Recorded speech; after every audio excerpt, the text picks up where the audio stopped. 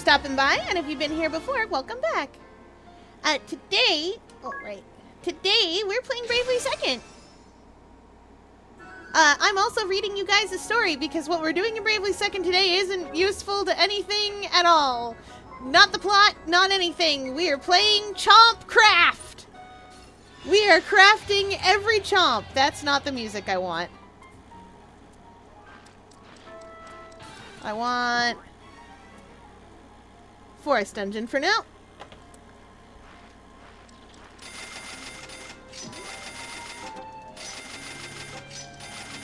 And while we craft this, I'm gonna read you a story.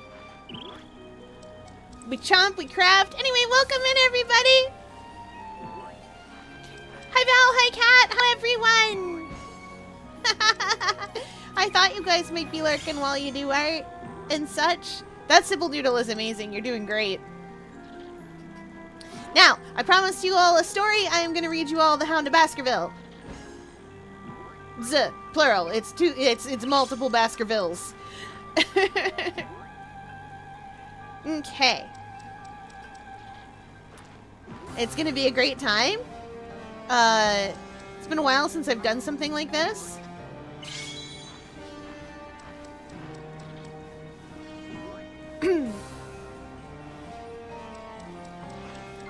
Actually, I'm gonna make it a little smaller. Let's have it a little closer.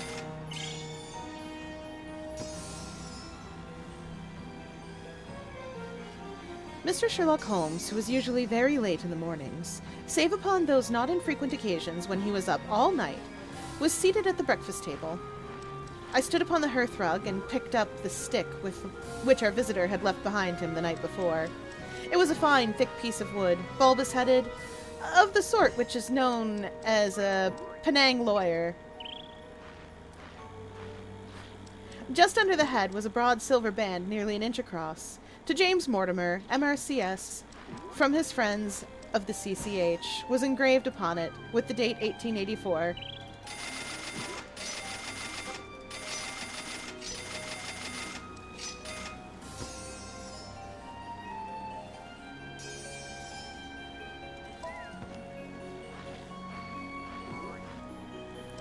It was just such a stick as the old-fashioned family practitioner used to carry, dignified, solid, and reassuring.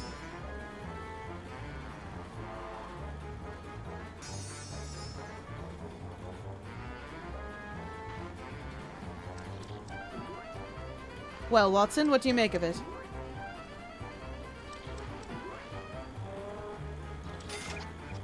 Holmes was sitting with his back to me, and I had given him no sign of my occupation.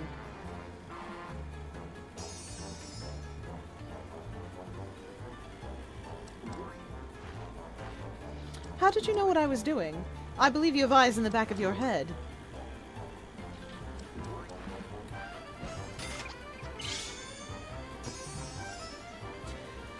I have, at least, a well-polished, silver-plated coffee pot in front of me, said he. But tell me, Watson, what do you make of our visitor's stick? Since we have been so unfortunate as to miss him and have no notion of his errand, this accidental souvenir becomes of importance. Let me hear you reconstruct the man by examination of it. I think, said I, following as far as I could the methods of my companion, that Dr. Mortimer is a successful elderly medical man, well esteemed since those who know him give him this mark of their appreciation. Good, said Holmes. Excellent. I think also that the probability is in favor of his being a country practitioner who does a great deal of his visiting on foot. Why so?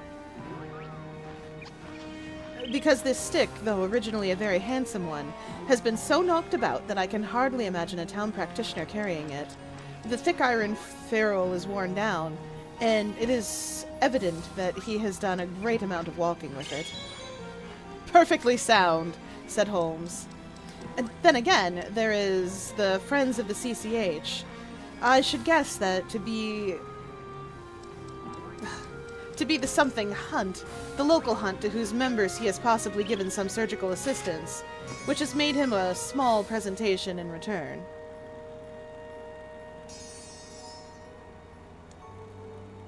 Oh, is the game still too loud? Sorry, chat. Wait, no, that's not what I wanted. Bear with me just a sec. Oh.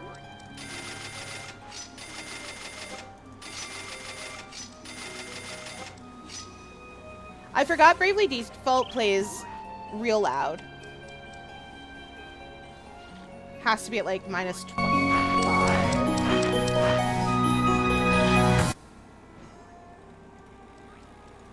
Actually, that should do it.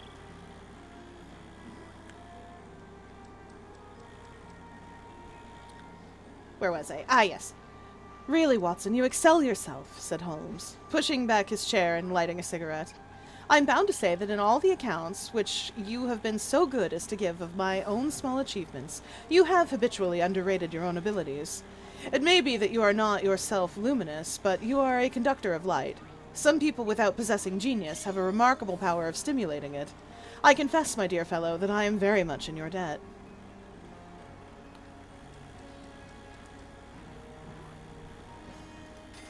Oh yeah, and fun fact about this, chat, because I love fun facts. This is the first story that Arthur Conan Doyle wrote after he killed Holmes at the waterfall with Moriarty. So you must understand that that Holmes is back from the dead, effectively, for this story. Man, Bravely Default just wants to be really loud today. It's like it knows.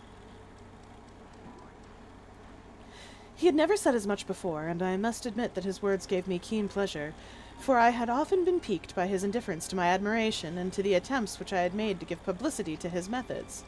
I was proud, too, to think that I had so far mastered his system as to apply it in a way which earned his approval. He now took the stick from my hands and examined it for a few minutes with his naked eyes. Then, with an expression of interest, he laid down his cigarette, and, carrying the cane to the window, he looked over it again with a convex lens.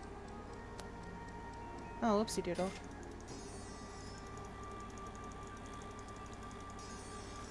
Come on.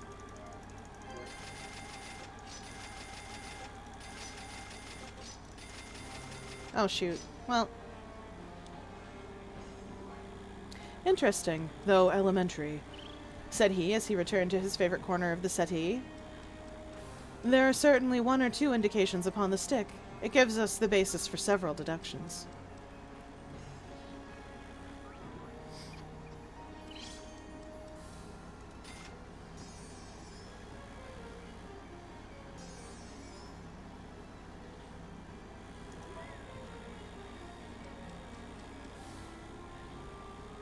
Has anything escaped me? I asked with some self-importance. I trust there is nothing of consequence which I have overlooked. I am afraid, my dear Watson, that most of your conclusions were erroneous. When I said that you stimulated me, I meant, to be frank, that in noting your fallacies I was occasionally guided toward the truth. Not that you are entirely wrong in this instance. The man is clearly a country practitioner, and he walks a good deal. Then I was right, to that extent. But that was all. No, my dear Watson, not all. By no means all. I would suggest, for example, that a presentation to a doctor is more likely to come from a hospital than a hunt, and that the initials CC are placed before the hospital, before that hospital the words Charing Cross very naturally suggest themselves. You may be right. The probability lies in that direction, and if we take this as a working hypothesis, we have a fresh basis from which to start our construction of this unknown visitor. Well then, supposing that CCH does stand for Charing Cross Hospital, what further inferences may we draw? Do none suggest themselves? You know my methods. Apply them. Well, I can only think of the obvious conclusion that the man has practiced in town before going to country. I think that we might venture a little farther than this. Look at it in this light. On what occasion would it be most probable that such a presentation would be made? When would his friends unite to give him a pledge of their goodwill? Obviously at the moment when Dr. Mortimer withdrew from the service of the hospital in order to start a practice for himself.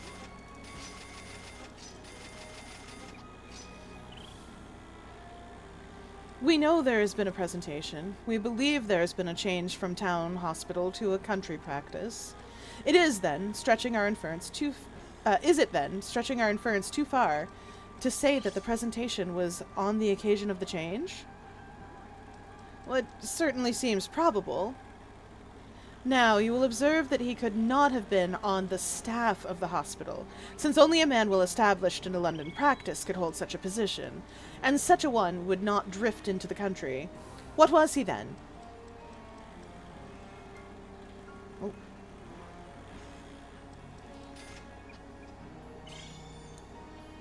If he was in the hospital and yet not on the staff, he could only have been a house surgeon or a house physician. Little more than a senior student.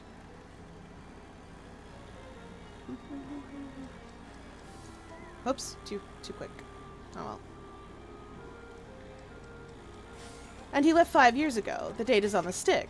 So your grave, middle-aged family practitioner vanishes into thin air, my dear Watson, and there emerges a young fellow under 30, amiable, unambitious, absent-minded, and the possessor of a favorite dog, which I should describe roughly as being larger than a terrier and smaller than a mastiff.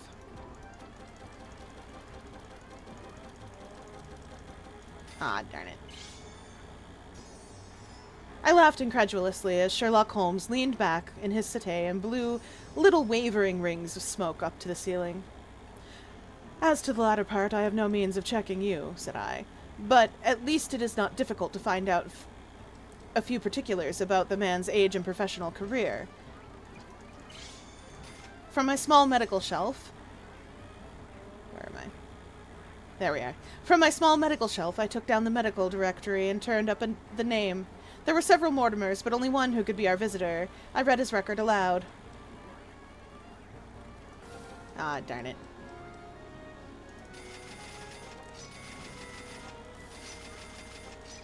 Chad, at the end of 3 hours, we're going to be fabulously wealthy.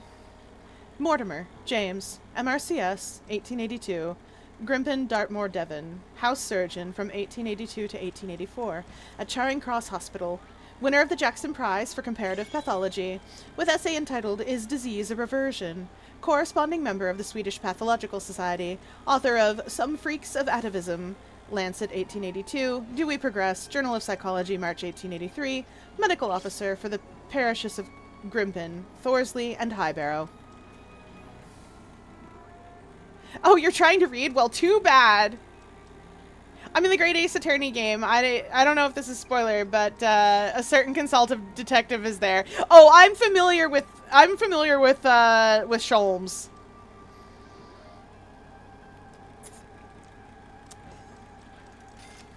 I love the Great Ace.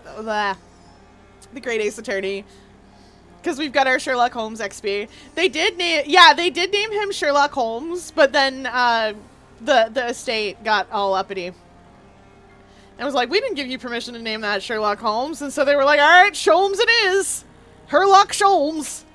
Different guy altogether. Yep. That's why in Bravely Default, in Bravely Second, it's Sholmes as well. It's a joke. No mention of that local hunt, Watson, said Holmes with a mischievous smile, but a country doctor, as you very astutely observed.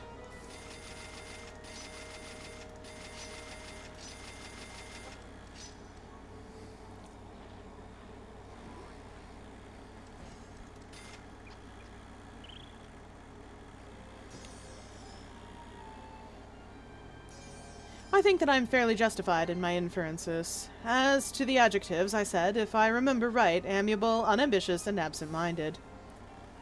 Oh.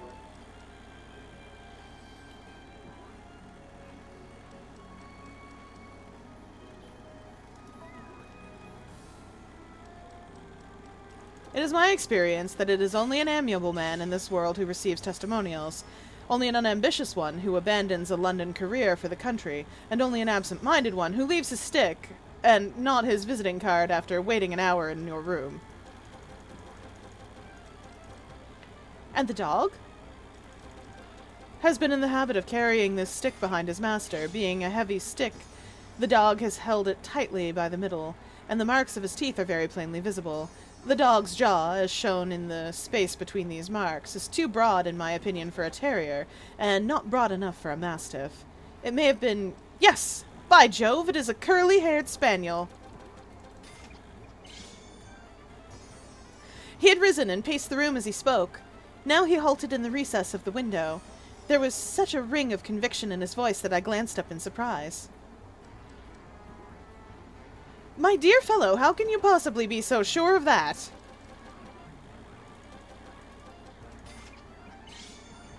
Well, for the very simple reason that I see the dog himself on our very doorstep. And there is the ring of its owner. Don't move, I beg you, Watson. He is a professional brother of yours, and your presence may be of assistance to me.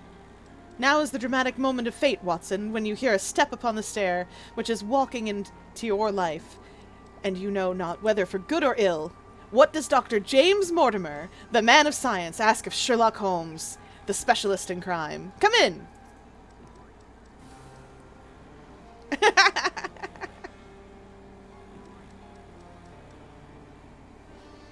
Still on the second case. I didn't meet Iris yet. Soon. Can I explode without purpose? No. But you can come fight the Exalted Four with me. Amazing. Oops. I didn't mean to actually sell that. Oopsie doodle. The appearance of our visitor was a surprise to me, since I had expected a typical country practitioner. He was a very tall, thin man, with a long nose like a beak, which jutted out between two keen grey eyes, set closely together.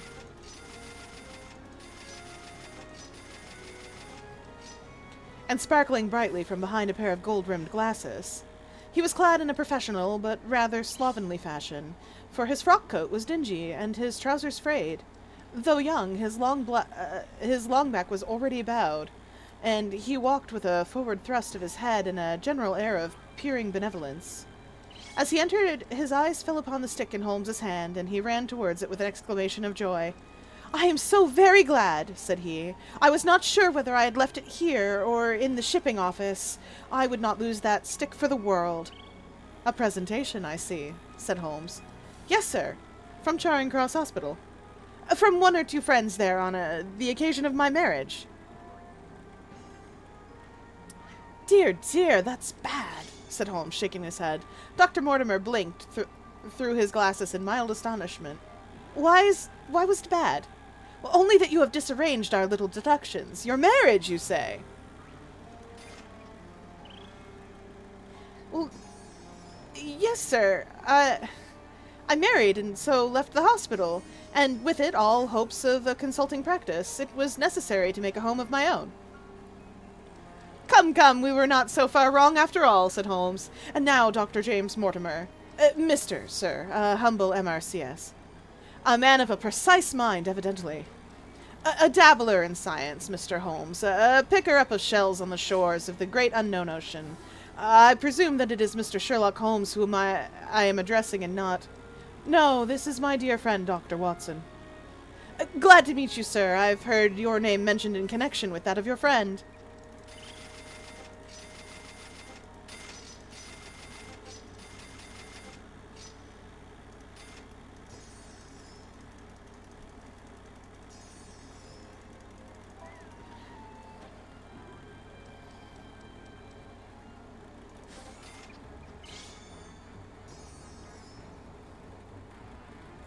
"You interest me very much, Mr. Holmes. I had hardly expected so...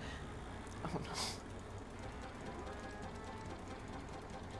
no. Oh, no.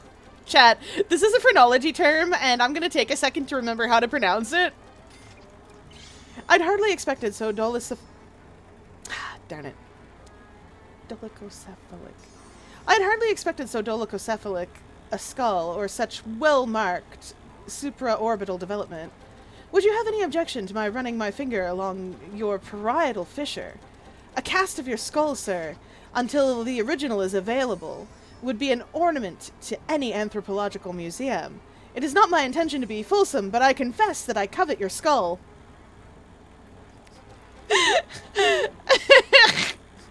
I forgot how silly James Mortimer is. He is truly the man of all time.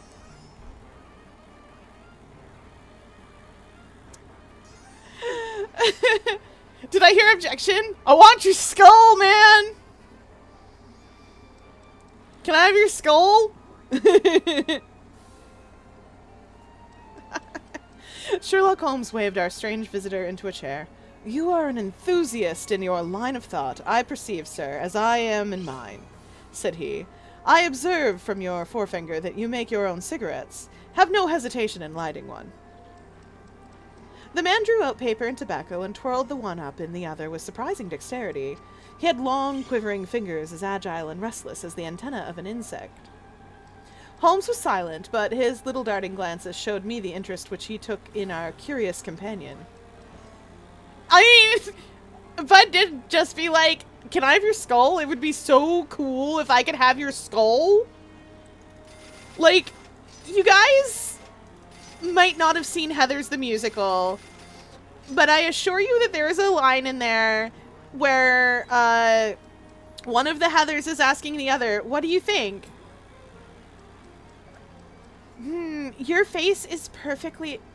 If I split your face in half with an axe, I would have two perfectly symmetrical halves. And, like, it just has that energy. Yeah. It has that energy. Well, I'd give it the blood, Miriam. Can I have the skull? Recreational purposes. Of course. Alright, we hydrate as chat demands.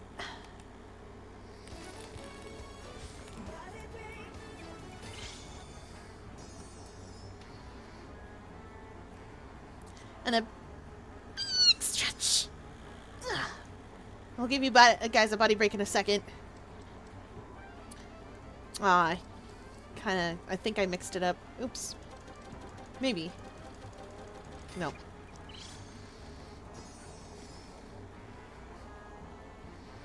We're gonna have so much money. We've been at this half an hour and we already have 12 million. I don't remember what we started with. We're doing amazing.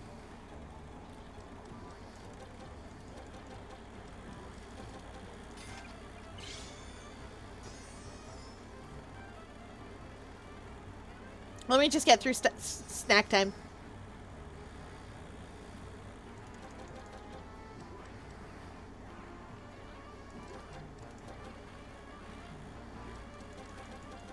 Come on. Aww. It was this close. No, don't hate your drawings. It's going to be amazing when you get it better. Like, better done. You know what I mean? Never mind. I'm bad at saying words.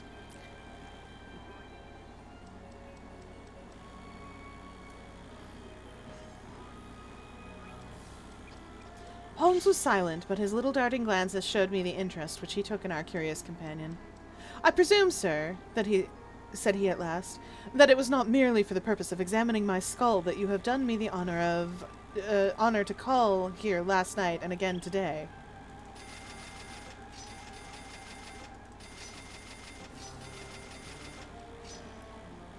No, sir, no. Though I am happy to have had the opportunity of doing that as well. I came to you, Mr. Holmes, because I recognize that I am myself an unpractical man, and because I am suddenly confronted with a most serious and extraordinary problem, recognizing, as I do, that you are the second highest expert in Europe. Indeed, sir. May I inquire who has the honor to be the first? Said Holmes with some asperity. Well, to the man of precisely scientific mind, the work of Monsieur Bertillon must always appeal strongly. Then had you better not consult him? I said, sir, to the precisely scientific mind. But as a practical man of affairs, it is acknowledged that you stand alone. I trust, sir, that I have not inadvertently... Just a little, said Holmes. I think, Dr. Mortimer, that you do wisely. If, without more ado, you would kindly tell me plainly what the exact nature of the problem is in which you demand my assistance. So snippy!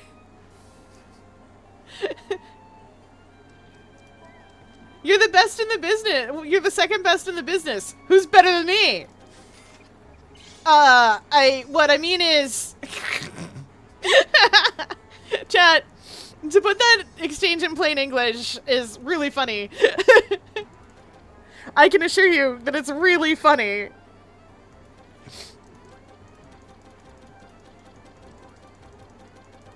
Uh-oh. I see a problem up here. Well, I didn't notice before. Still, though. And now we're already on to chapter 2.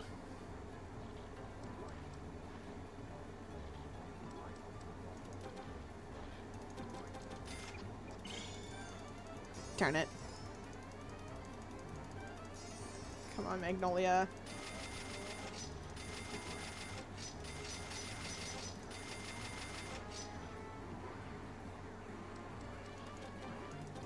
Nice. Close enough. Chapter 2, The Curse of the Baskervilles. Oh, yes, and I owe you guys a body break, too. And then I wandered back into a... Yeah, alright. We'll do twists. 1, 2, 3, 4, 5, 6, 7, 8, 9, 10. Whew. Whew. Okay. I have in my pocket a manuscript, said Dr. James Mortimer. I observed it as you entered the room, said Holmes. It is an old manuscript. Early 18th century, unless it is a forgery. How can you say that, sir? You have presented an inch or two of it to my examination all the time that you have been talking. It would be a poor expert who could not give the date of a document within a decade or so. You may possibly have read my little monograph upon the subject. I put that at 1730. The exact date is 1742. Dr. Mortimer drew it from his breast pocket. This family paper was committed to my care by Sir Charles Baskerville, whose sudden and tragic death some 3 months ago created so much excitement in Devonshire.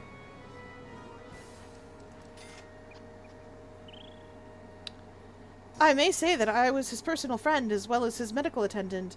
He was a strong-minded man, sir, shrewd, practical, and as unimaginative as I am myself. Yet he took this document very seriously, and his mind was prepared for just such an end as did eventually overtake him. Manuscript? Oh, yes, but not a description of the visitor, I'm afraid.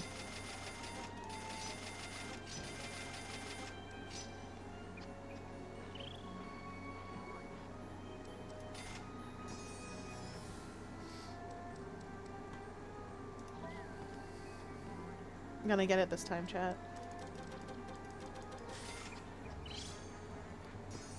I'm gonna get 4 this time. Technically, you can get 3 max, but you can get 4 if you're really careful. And I like doing that. I had to get a description of the visitor just earlier today. Good! Also to get all of the planet discs for Sybil. Oh my good golly. Give me like a year to want to play again, and I will probably play the 2.0 update. I just need time.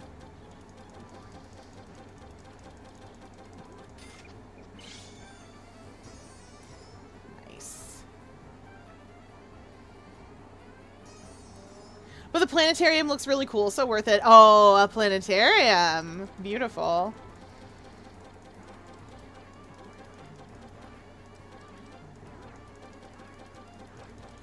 There we go.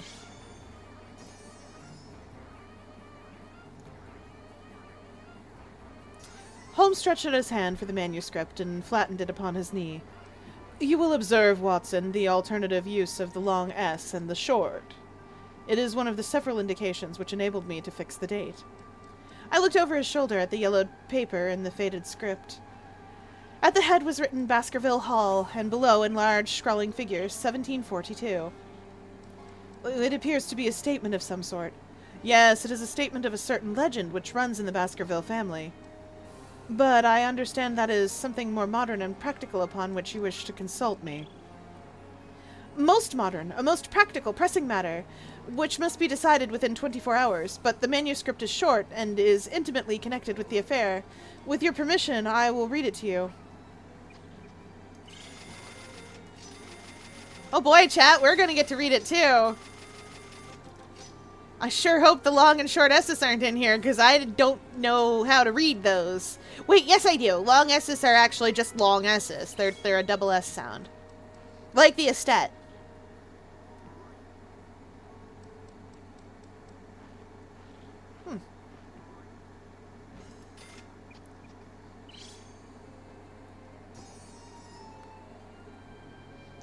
Holmes Holmes leaned back in his chair, placed his fingertips together, and closed his eyes with an air of resignation. Dr. Mortimer turned the manuscript to the light and read in a high, cracking voice the following curious old-world narrative.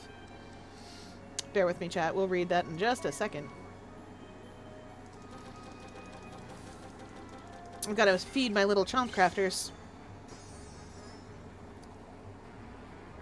Yes, I would love to see what the completed planetarium looks like.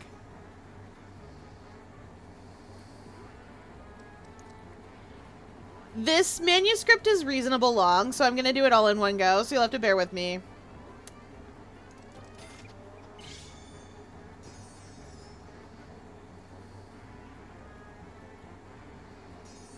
Or I'm going to try to anyway. Oh golly, I have to imitate the doctor reading this. Oh no. He's not a doctor. What am I thinking? He would be called doctor these days because he'd have had to have had a degree. But in those days, not really. We are never going to want for money again in this game.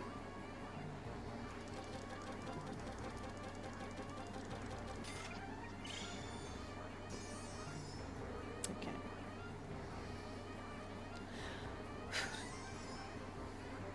In a high, cracking voice. Oh boy.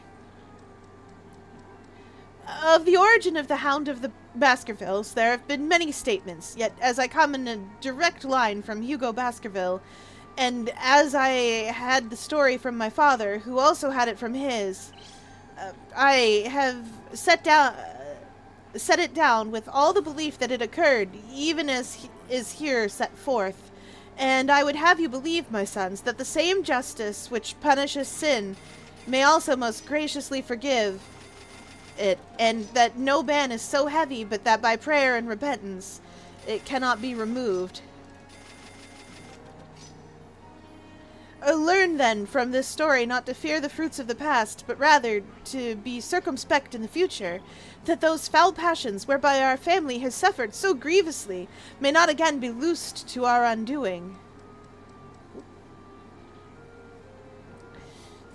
Know then that in the time of the Great Rebellion, the history of which by learned Lord Clarendon I must most earnestly commend to your attention, this manor of Baskerville was held by Hugo of that name, nor can it be gainsaid that he was a most wild, profane, and godless man. This, in truth, his neighbors might have pardoned, seeing that saints have never flourished in those parts, but there was in him a certain wanton and cruel humor, which made his name a byword through the West. It chanced that this Hugo came to love, if indeed so dark a passion may be known under so bright a name, the daughter of a yeoman who held lands near the Baskerville estate. Oh, oops. Ah, well, that's alright. But the young maiden, being discreet and of good repute, would ever avoid him, for she feared his evil name.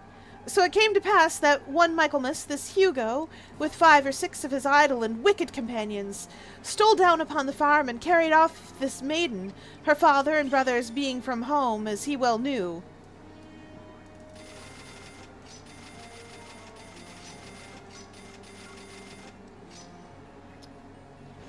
When they had brought her to the hall, the maiden was placed in an upper chamber, while Hugo and his friends sat down to a long carouse, and as was their nightly custom. Now the poor lass upstairs was like to have her wits turned at the singing and shouting and terrible oaths which came up from below.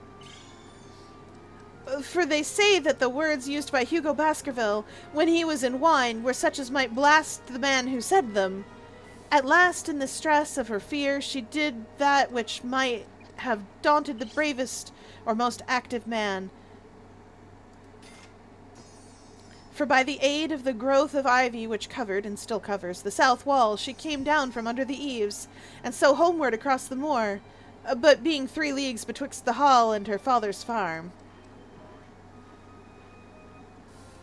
Oops, too early. Oh well.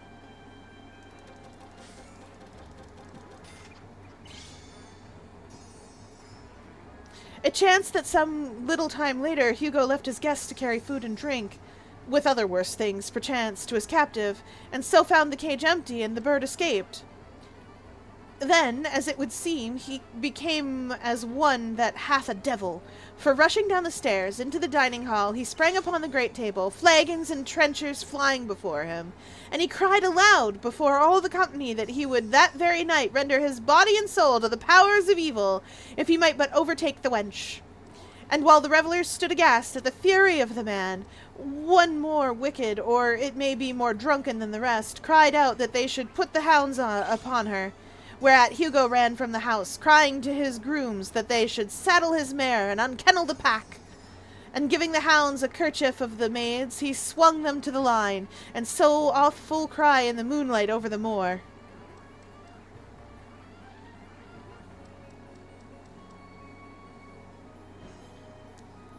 Now for some space the revellers stood agape. Oh.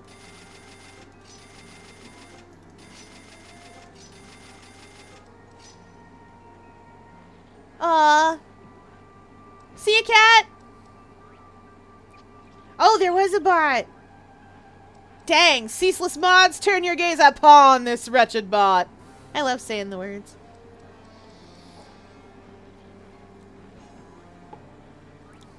Try this again.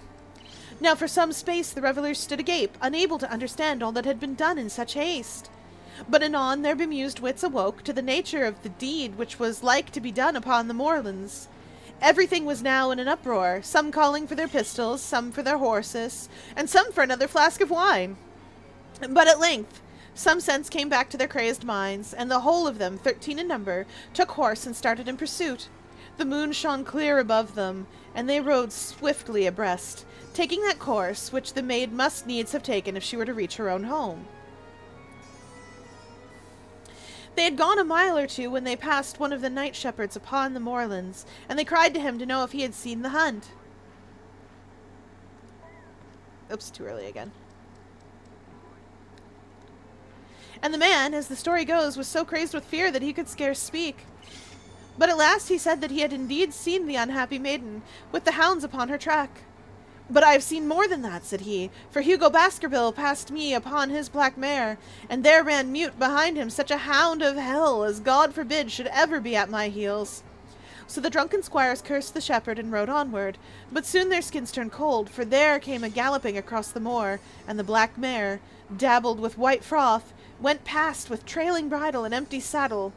Then the revellers rode close together, for a great fear was on them, and they still followed over the moor, though each, had he been alone, would have been right glad to have turned his horse's head, riding slowly in this fashion. Oh, whoops. He came upon the hounds. Oh. There we go. He came at last upon the hounds. These, though known for their valor and their breed, were whimpering in a cluster at the head of the deep dip, or goyle as we call it, upon the moor, some slinking away, and some with starting hackles and staring eyes gazing down at the narrow valley before them. The company had come to a halt, more sober men, as you may guess, than when they started. The most of them would by no means advance, but 3 of them, the boldest, or it may be the most drunken, rode forward down the goyle. Now it opened into a broad space in which stood 2 of those great stones, still to be seen there, which were set by certain forgotten peoples in the days of old. The moon was shining bright upon the clearing, and there in the center lay the unhappy maid, where she had fallen, dead of fear, of fatigue. And it was not the sight of her body, nor yet was it the sight that of the body of Hugo Baskerville lying near her, which raised the hair upon the heads of these 3 daredevil roisterers. But it was that, standing over Hugo and plucking at his throat, there stood a foul thing, a great black beast, shaped like a hound, yet larger than any hound that ever mortal eye had rested upon. And even as they looked, the thing tore the throat out of Hugo Baskerville, on which, as it turned its blazing eyes and dripping jaws upon them, the 3 shrieked with fear and rode for dear life, still screaming across the moor. One, it is said, died that very night of what he had seen, and the other twain were but broken men for the rest of their days. Such is the tale, my sons, of the coming of the hound, which is said to have plagued this family sorely ever since. If I have set it down, it is because that which is clearly known hath less terror than that which is but hinted at and guessed.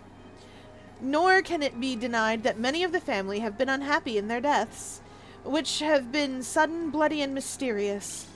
Yet may we shelter ourselves in the infinite goodness of Providence, which would not forever punish the innocent beyond that third or fourth generation from which is threatened by in Holy Writ. To that Providence, my sons, I hereby commend you, and I counsel you by way of caution to forbear from crossing the moor in those dark hours when the power of evil are exalted. This from Hugo Baskerville to his sons Roger and John, with instructions that they say nothing thereof to their sister Elizabeth. When Dr. Mortimer had finished reading this singular narrative, he pushed his spectacles up on his forehead and stared across at Mr. Sherlock Holmes. The latter yawned and tossed the end of his cigarette into the fire. "Well," said he, "do you not find it interesting?" "To a collector of fairy tales." Dr. Mortimer drew a folded newspaper out of his pocket.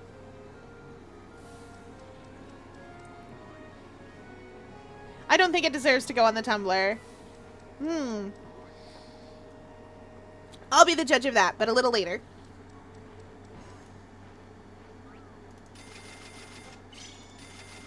You'll have to bear with me for just a moment.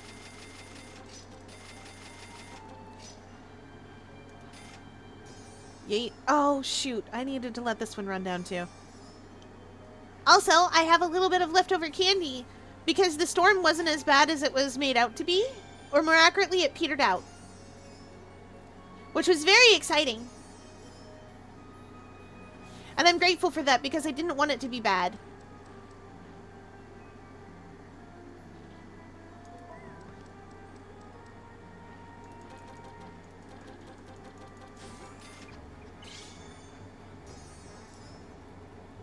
Now, Mr. Holmes, we will give you something a little more recent. This is the Devon County Chronicle of May 14th of this year. It is a short account of the facts elicited at the death of Sir Charles Baskerville, which occurred a few days before that date. My friend leaned forward, and his expression became intent. Our visitor readjusted his glasses and began. Oh no, I'm gonna have to read this in his voice again. Oh my good golly. James Mortimer, sir. Why are you like this, Your Honor? I say Your Honor as if he's a judge. He's like a doctor. He's a surgeon. See, the thing is, surgeons would be called doctor, but not in these olden days, because they were a step up from being a hairstylist.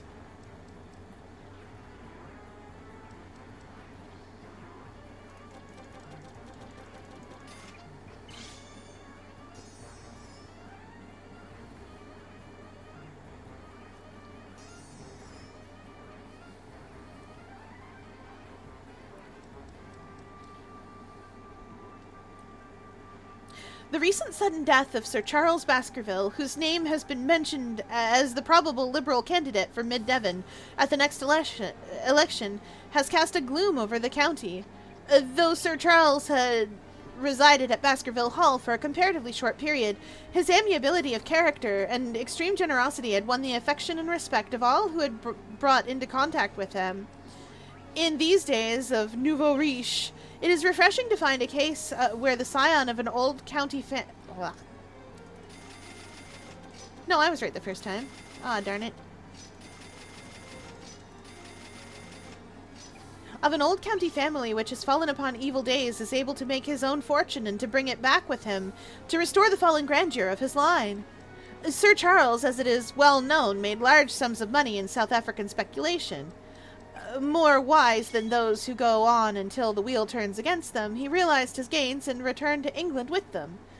It is only 2 years since he took up his residence at Baskerville Hall, and it is common talk how large were those schemes of reconstruction and improvement which have been interrupted by his death.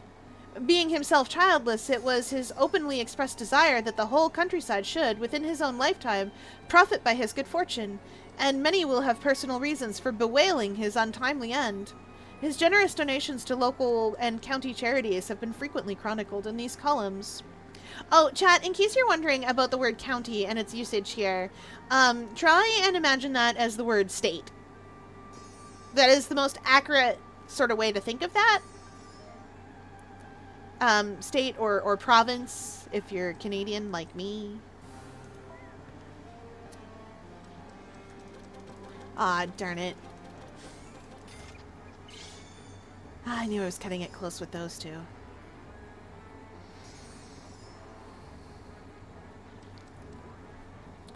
The circumstances connected with the death of Sir Charles cannot be said to have been entirely cleared up by the inquest, but at least enough has been done to dispose of those rumors to which local superstition has given rise.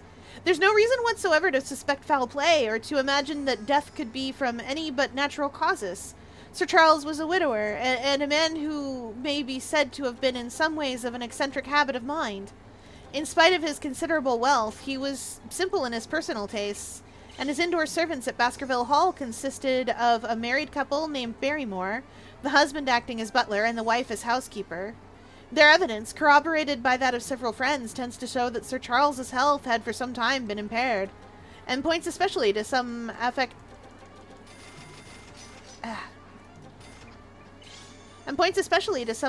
of the heart, manifesting itself in changes of color, breathlessness, and acute attacks of the nervous depression. Dr. James Mortimer, the friend and medical attendant of the deceased, has given evidence to the same effect. The facts of this case are simple. Sir Charles Baskerville was in the habit every night before going to bed of walking down the famous yew alley of Baskerville Hall. The evidence of the Barrymores shows that this had been his custom. On the 4th of May, Sir Charles had declared his intention of starting next day for London, and had ordered Barrymore to prepare his luggage.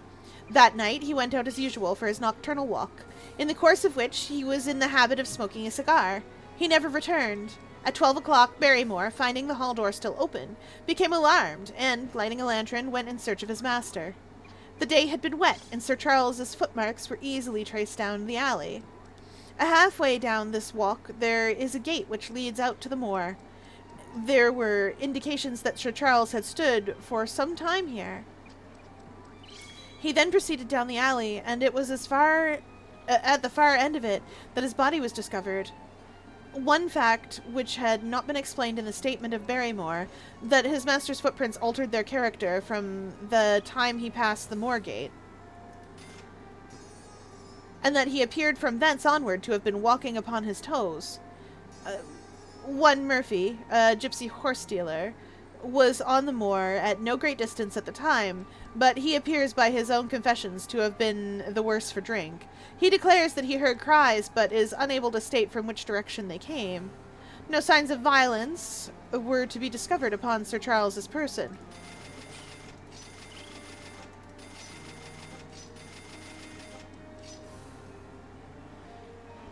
Oh, darn. And though the doctor's evidence pointed to an almost incredible facial distortion, so great that Dr. Mortimer refused at first to believe that it was indeed his friend and patient who lay before him, it was explained that this is a symptom which is not unusual in cases of... oh boy.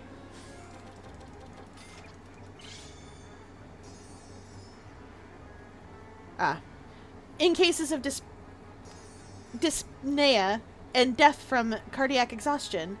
This explanation was borne out by the post-mortem examination, which showed long-standing organic disease, and the coroner's jury returned a verdict in accordance with the medical evidence.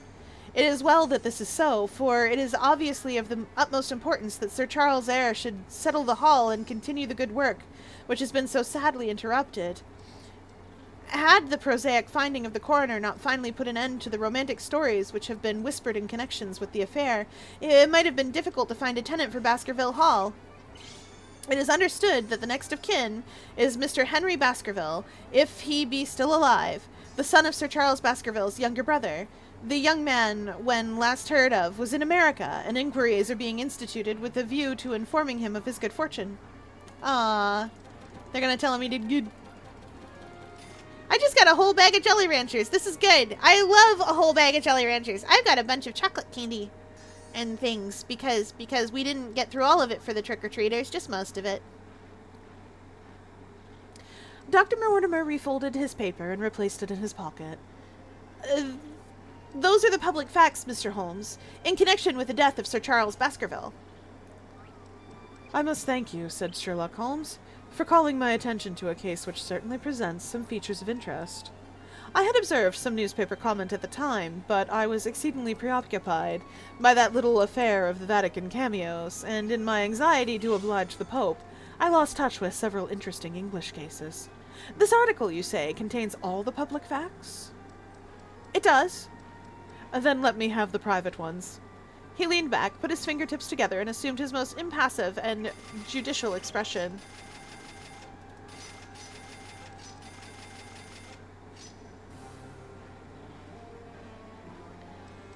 In doing so, said Dr. Mortimer, who had begun to show signs of some strong emotion, I am telling that which I have not confided to anyone.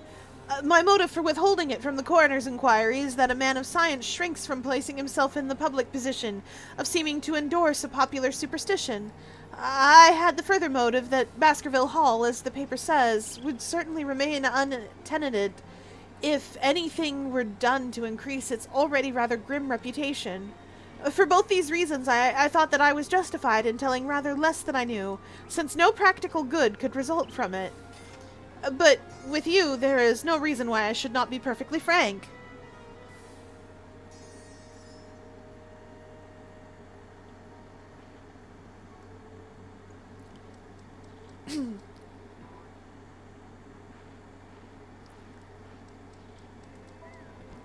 The moor is very sparsely inhabited, and for those who... Ah, darn it.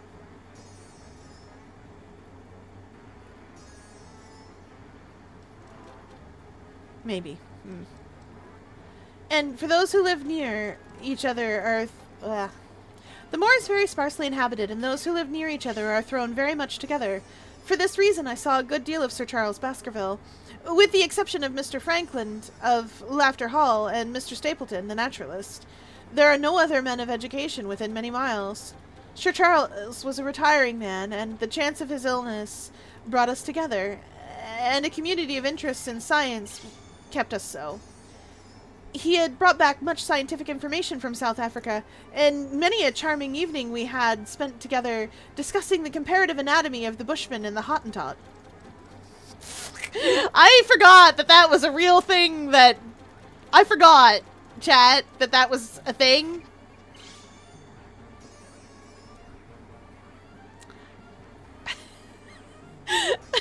I'm sorry, it's just such a funny word. Hottentot. I know. It's not, we don't use that anymore. We don't say those anymore, but... It's like finding out that Timbuktu is a place, and it is.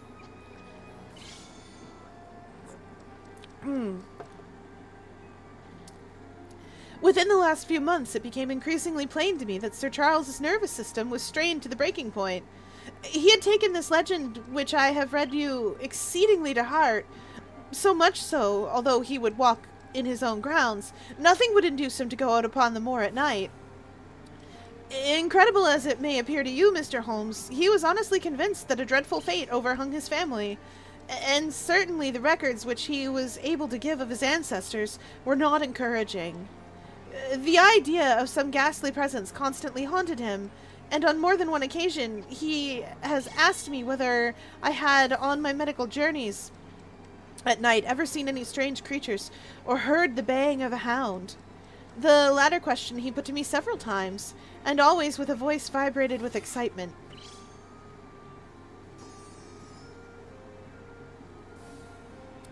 I can well remember driving up to his house in the evening some 3 weeks before the fatal event. He chanced to be at his hall door.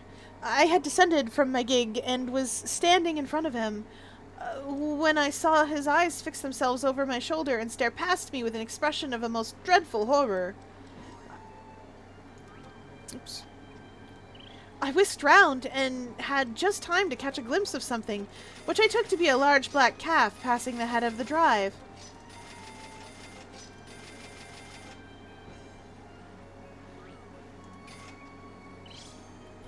So excited and alarmed was he that I was compelled to go down to the spot where the animal had been and look around for it. It was gone, however, and the incident appeared to make the worst impression upon his mind.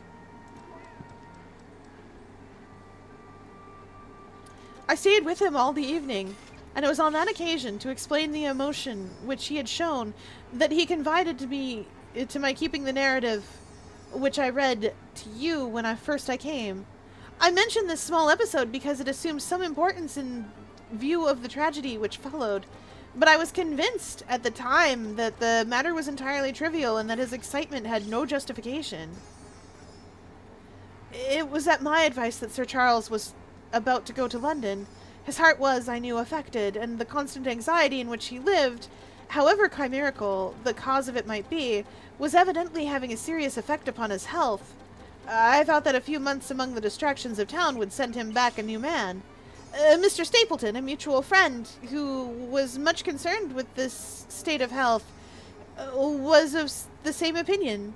At the last instant came the terrible catastrophe. On the night of Sir Charles's death, Barrymore, the butler, who made the discovery, sent Perkins, the groom, on horseback to me, and as I was sitting up late, I was able to reach Baskerville Hall within an hour of the event. I checked and corroborated all the facts which were mentioned at the inquest. I followed the footsteps down the yew alley. I saw the spot at the moor gate, where he seemed to have waited. I remarked the change in shape of the footprints after that point. I noted that there were no other footsteps save those of Barrymore on the soft gravel, and finally, I carefully examined the body, which had not been touched until my arrival. Sir Charles lay on his face, his arms out, fingertips dug into the ground, and his features convulsed with some strong emotion, to such an extent that I could hardly have sworn to his identity.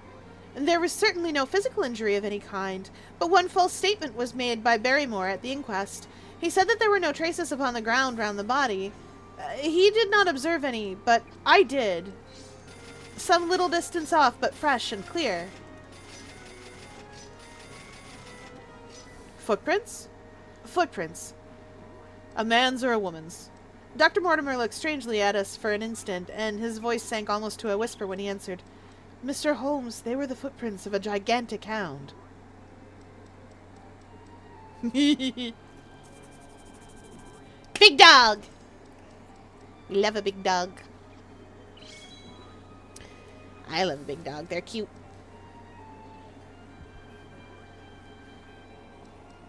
I want a chocolate bar. Oh, oops. I meant to let them have that. Oh well.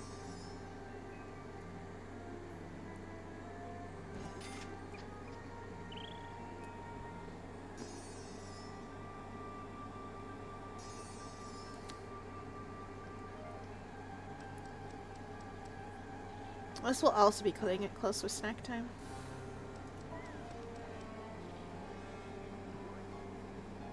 I should do a quick run so I can get an achievement for getting Aster into your home.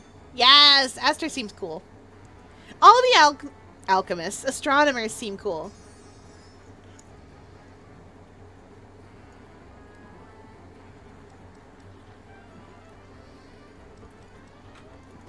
Okay. Chapter 3, The Problem. It's me! I'm the problem!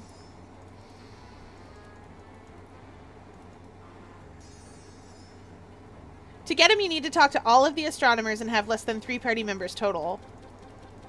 Oh.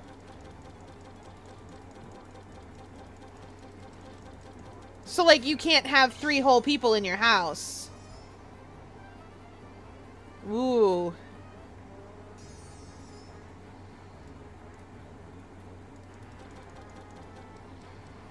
Yeah, okay. That sounds super complicated.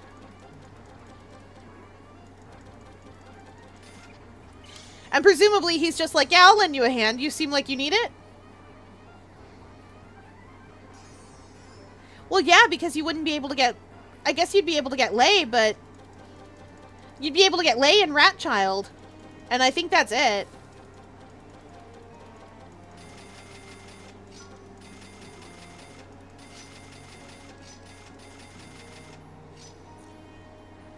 And Lyle. Yeah.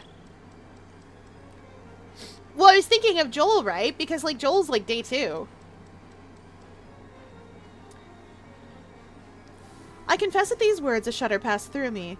There was a thrill in the doctor's voice which showed that he himself was deeply moved by that which he told us. Holmes leaned forward in his excitement, and his eyes had the hard, dry glitter which shot from them when he was keenly interested. You saw this? Well, as clearly as I see you. And you said nothing? Well, what was the use? How was it that no one else saw it? The marks were some 20 yards from the body, and no one gave them a thought. I don't suppose I should have done so had I not known this legend.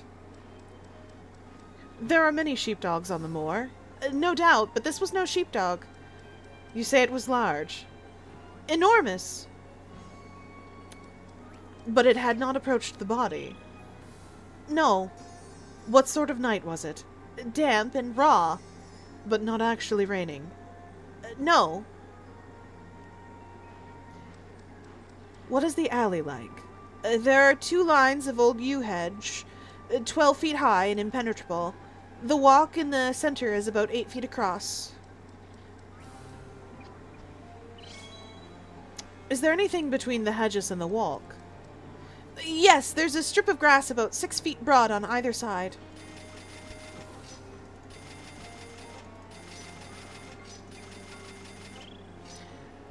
I understand that the yew hedge is penetrated at one point by a gate. Yes, the wicket gate which leads on to the moor. Is there any other opening? None. So that to reach the yew alley, one either has to come down it from the house, or else to enter it by the moor gate. There is an exit through a summer house at the far end. Had Sir Charles reached this? No, he lay about 50 yards from it. Now tell me, Dr. Mortimer, and this is important, the marks which you saw there on the path were on the path and not the grass. Well, no marks could show on the grass. Were they the same side of the path as the moor gate? Yes, they were on the edge of the path on the same side as the moor gate. You interest me exceedingly. Another point. Was the wicket gate closed? Closed and padlocked. How high was it? About 4 feet. Then anyone could have gotten over it? Yes. And what marks did you see by the wicket gate? None in particular. Ah, nerds, I should have let them wind down. Good heavens! Did no one examine? Yes, I examined myself. And found nothing? Well, it was all very confused. Sir Charles had evidently stood there for 5 or 10 minutes. How do you know that? Because the ash had twice dropped from his cigar. Excellent! This is a colleague Watson, after our own heart. But the marks? He had left his own marks all over that small patch of gravel. I could discern no others.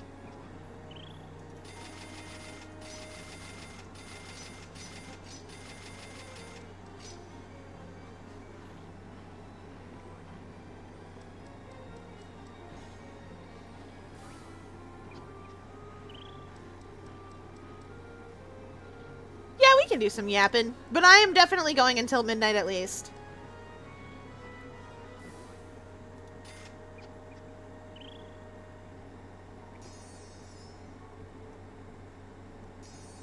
Sherlock Holmes struck his hand against his knee with an impatient gesture. If I had only been there, he cried. It is evidently a case of extraordinary interest. Oh shoot, I did that thing again where I skipped where I needed to be. For snack time. And one which presented immense opportunities to the scientific expert. That gravel page upon which I might have read so much has been long ere smudged by the rain and defaced by clogs of curious peasants. Oh, Dr. Mortimer, Dr. Mortimer! To think that you should not have called me in. You have indeed much to answer for. Well! Scathing, Holmes. Scathing, my buddy, my guy, my pal. My goodness. Well, I could not call you in, Mr. Holmes, without disclosing these facts to the world.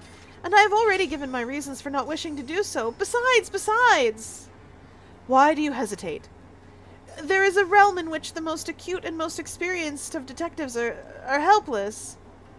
You mean that the thing is supernatural? I did not positively say so. No, but you evidently think it. Well, since the tragedy, Mr. Holmes, there have come to my ears several incidents which are hard to reconcile for the settled order of nature. For example? I find that before the terrible event occurred, several people had seen a creature upon the moor which corresponds with this Baskerville demon. Ooh. Oops. And which could not possibly be any animal known to science. They all agreed that it was a huge creature, luminous, ghastly, and spectral. I have cross-examined these men. One of them, a hard-headed countryman, one a farrier, and one a moorland farmer, who all tell the same story of this dreadful apparition.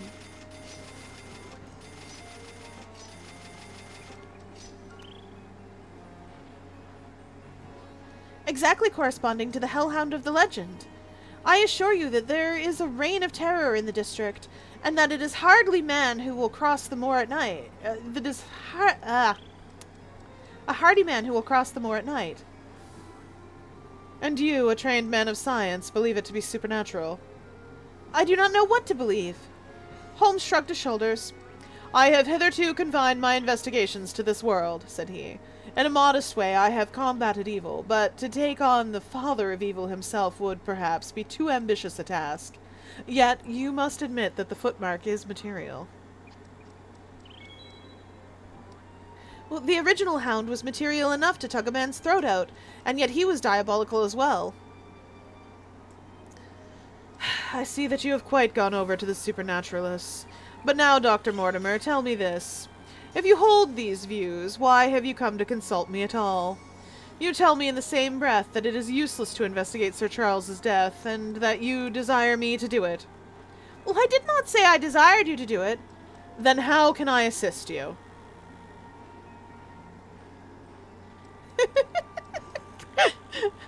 I never asked for your help!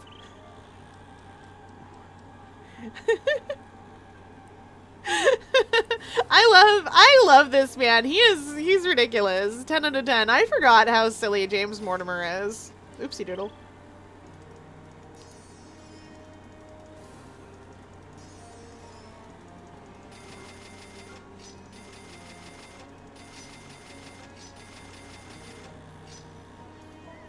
Oops, that was a little early.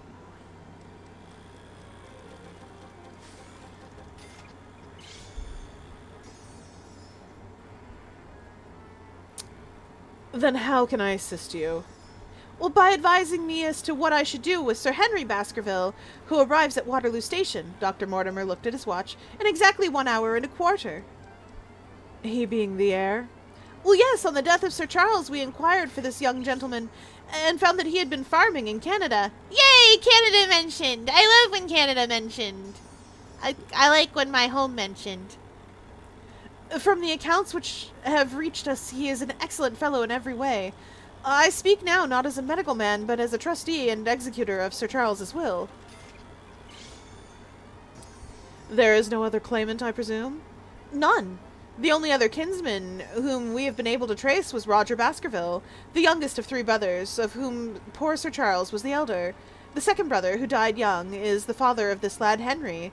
The third, Roger, was the black sheep of the family. He came of the old masterful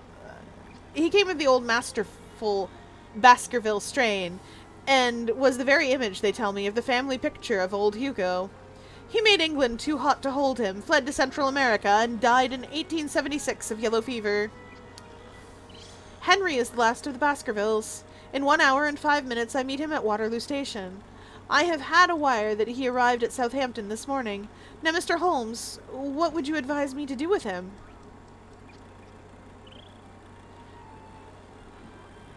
Why should he not go to the home of his fathers?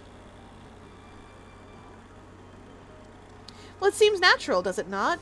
And yet consider that every Baskerville who goes there meets with an evil fate. I feel sure that if Sir Charles could have spoken with me before his death, he would have warned me.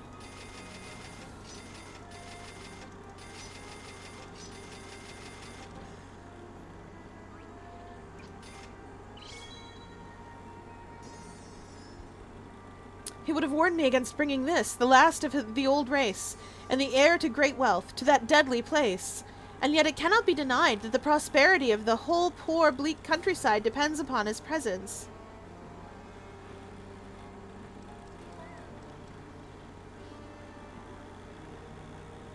All the good work which has been done by Sir Charles will crash to the ground if there is no tenant of the hall. I fear lest I should be swayed too much by my own obvious interest in the matter, and that is why I bring the case before you and ask for your advice. Holmes considered for a little time. Put into plain words, the matter is this, said he. In your opinion, there is a diabolical agency which makes Dartmoor as an unsafe abode for a Baskerville. That is your opinion? Well, at least I might go to length of saying that there is some evidence that this may be so. Exactly. But surely, if your supernatural theory be correct, it could work the young man evil in London as easily as in Devonshire. A devil with merely local powers like a parish vestry would be too inconceivable a thing. Well, you put the matter more flippantly, Mr. Holmes, than you would probably do if you were brought into personal contact with these things. Your advice, then, as I understand it, is that the young man will be as safe in Devonshire as in London. He comes in 50 minutes. What would you recommend? I recommend, sir, that you take a cab, call off your spaniel, who is scratching at my front door, and proceed to Waterloo and meet Sir Henry Baskerville. When then? And then you will say nothing to him at all until I have made up my mind about the matter. Well, how long will it take you to make up your mind? 24 hours. At 10 o'clock tomorrow, Dr. Mortimer, I will be much obliged if you will call upon me here, and it will be of help to me in my plans for the future if you will bring Sir Henry Baskerville with you. Well, I will do so, Mr. Holmes. He scribbled the appointment on his shirt cuff and hurried off in his strange, peering, absent-minded fashion. Holmes stopped him at the head of the stair. Only one more question, Dr. Mortimer. You say that before Sir Charles Baskerville's death, several people saw an apparition on the moor. 3 people did. Did any see it after? I have not heard of any. Thank you. Good morning. Holmes returned to his seat with that quiet look of inward satisfaction which meant that he had a congenial task before him. Going out, Watson? Well, unless I can help you. No, my dear fellow, it is at the hour of action that I turn to you for aid. But this is splendid, really unique from some points of view. When you pass Bradley's, would you ask him to send up a pound of the strongest shag tobacco? Thank you. It would be well if you could make it convenient not to return before evening. Then I should be very glad to compare impressions to this most interesting problem, which has been submitted to us this morning.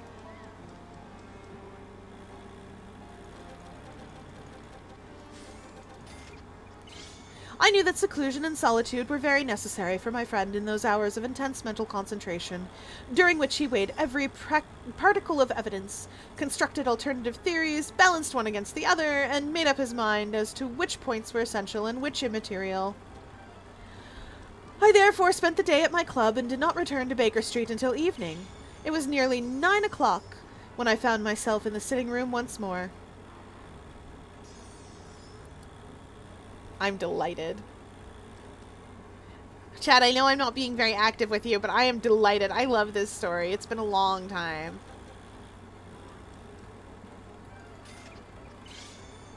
My first impression as I opened the door was that a fire had broken out, for the room was so filled with smoke that the light of the lamp upon the table was blurred by it.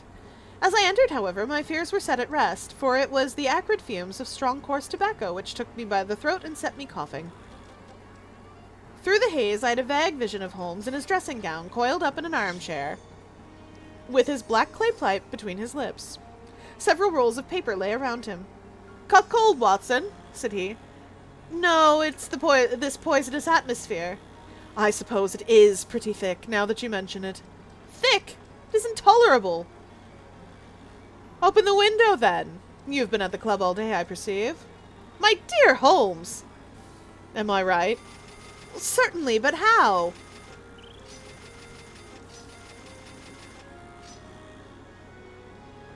He laughed at my bewildered expression.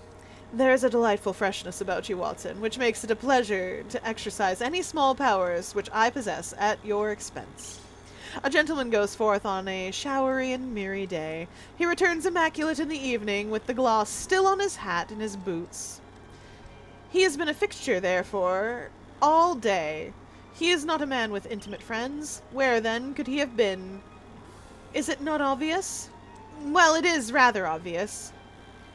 The world is full of obvious things which nobody has, by any chance, ever observes. Where do you think that I have been? A fixture also. On the contrary, I have been to Devonshire. In spirit?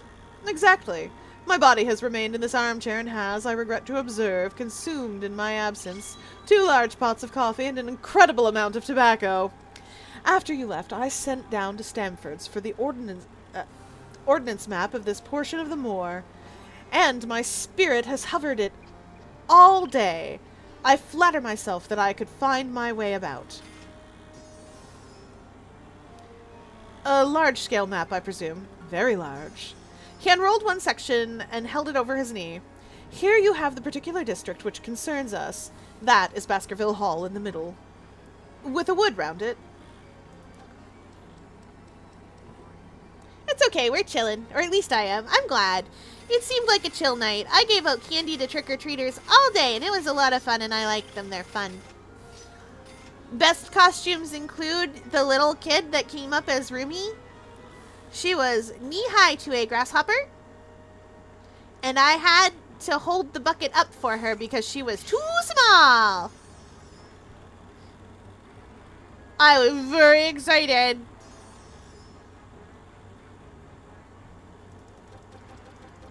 We also had a pair of Scream guys, ghost faces. Nyah. Which is funny if you know anything about the movie Scream, because there are 2 ghost faces in the original movie. We had Pregnant Cookie Monster. I don't know where that comes from, but we did have that.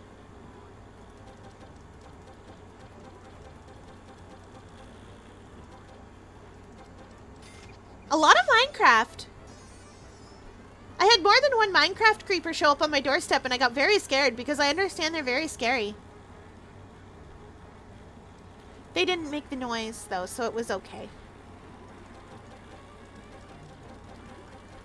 But it was fun. She was so tiny, and she had a whole sword.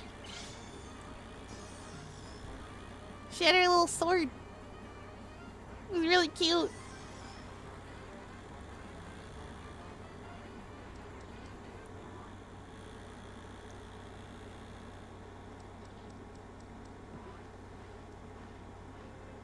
Where was I? Oh, yes.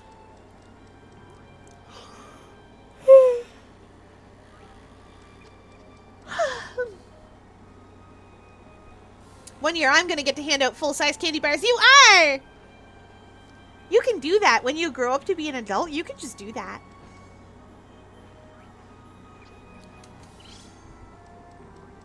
He unrolled one section and held it over his knee.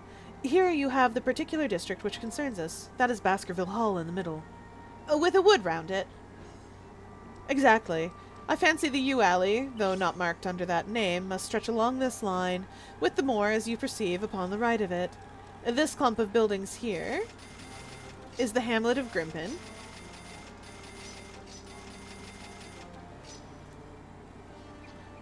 Where our friend Dr. Mortimer has his headquarters. Within a radius of 5 miles there are, as you see, only a very few scattered dwellings. Here is Laughter Hall, which was mentioned in the narrative. There is a house indicated here, which may have been the residence of the naturalist, Stapleton. If I remember right, was his name. Here are 2 moorland farmhouses, Hightor and Foulmire. Then, 14 miles away, the great convict prison of Princetown. Between and around these scattered points extends the desolate, lifeless moor. Oh, I missed snack time for them. Ah, darn it.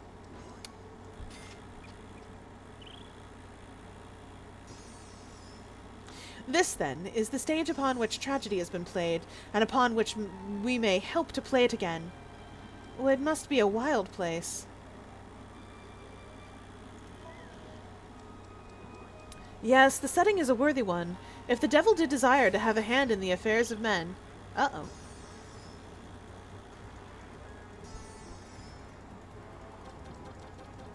Well, then you are yourself inclining to the supernatural explanation. The devil's agents may be of flesh and blood, may they not? There are two questions waiting for us at the outset. The one is whether any crime has been committed at all, and second is, what is the crime and how was it committed? Of course, Dr. Mortimer's surmise should be correct, that we are dealing with forces outside the ordinary laws of nature. Ah, right. Of course, if Dr. Mortimer's surmise should be correct that we are dealing with forces outside the ordinary laws of nature, there is an end of our investigation. But we are bound to exhaust all other hypotheses before falling back upon this one. I think we'll shut that window again, if you don't mind. It is a singular thing, but I find that a concentrated atmosphere helps a concentration of thought. I have not pushed to the length of getting out into a box to think, but that is the logical outcome of my convictions.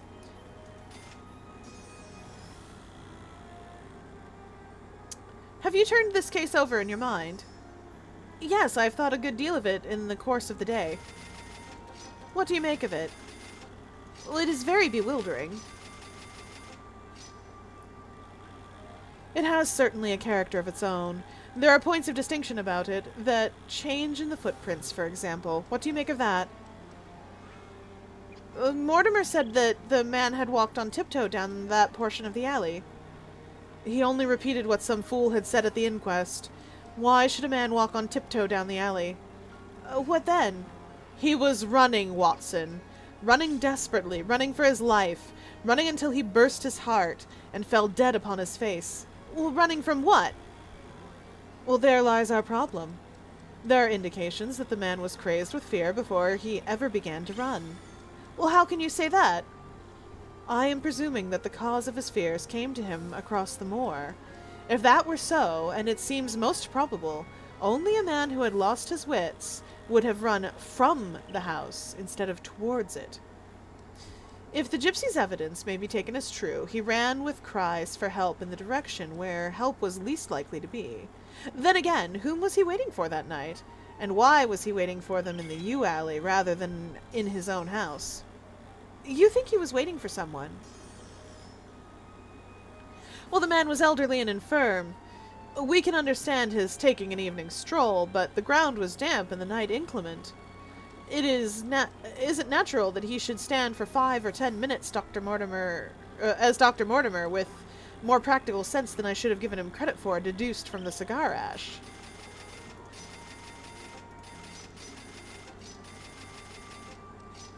Well, but he went out every evening. I think it unlikely that he waited at a moor gate every evening. On the contrary. The evidence is that he avoided the moor. That night he waited there. It was the night before he made his departure for London. The thing takes shape, Watson. It becomes coherent. Might I ask you to hand me my violin, and we will postpone all further thought upon this business until we have had the advantage of meeting Dr. Mortimer and Sir Henry Baskerville in the morning.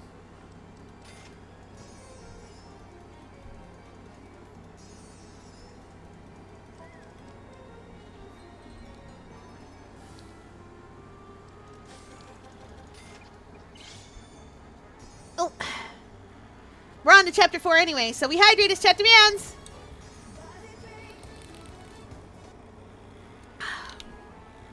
And a big stretch.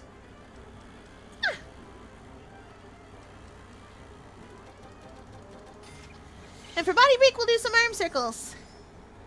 1, 2, 3, 4, 5, 6, 7, 8, 9, 10.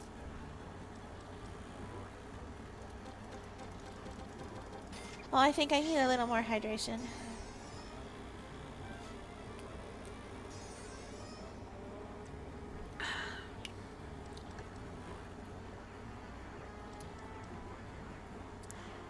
Chapter 4, Sir Henry Baskerville.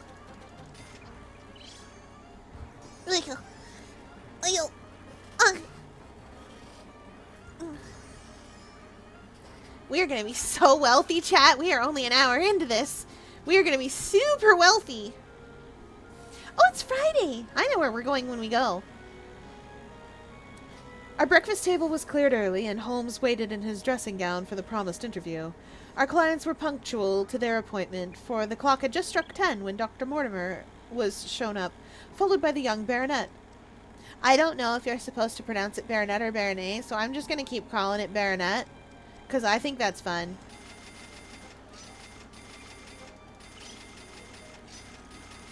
Also, I've heard the way that Final Fantasy Tactics pronounces Marquis, and I hate it, so I'm just going to pronounce this however I want. They say Marquise. Like that's right. And it isn't at all. Anyway, right.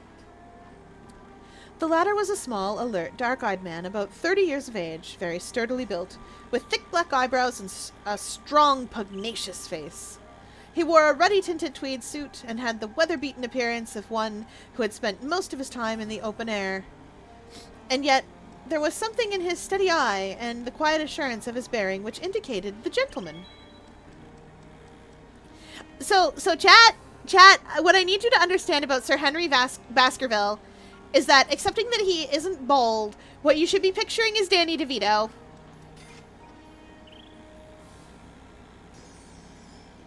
That is the description that you have just been given. Accepting that he has his hair.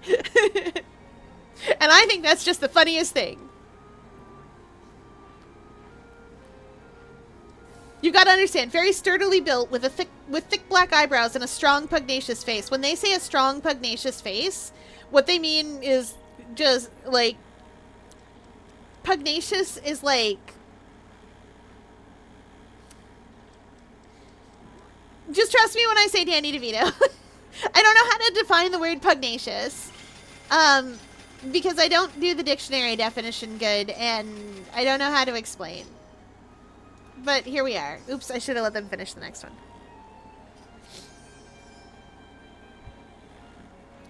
This is Sir Henry Baskerville, said Dr. Mortimer.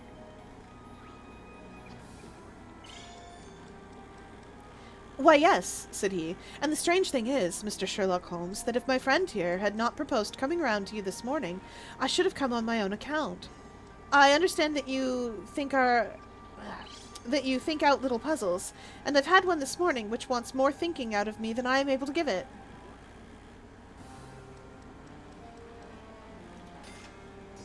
Oh no, I did the thing again.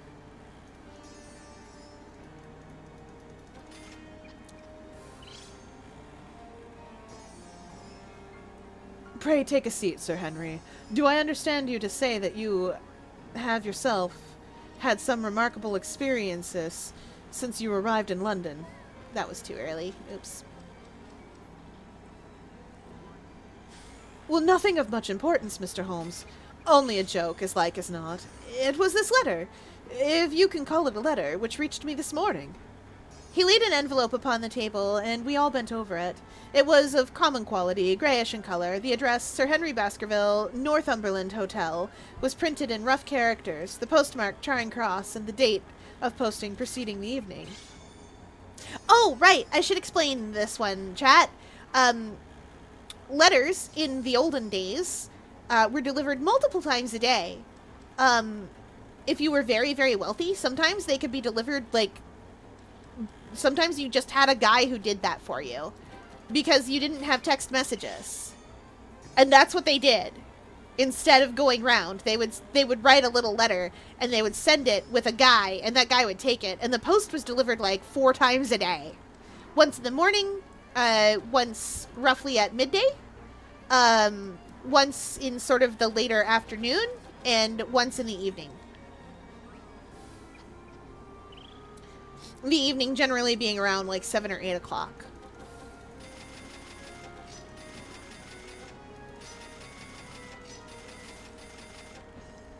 So basically 9, 12, 3, and...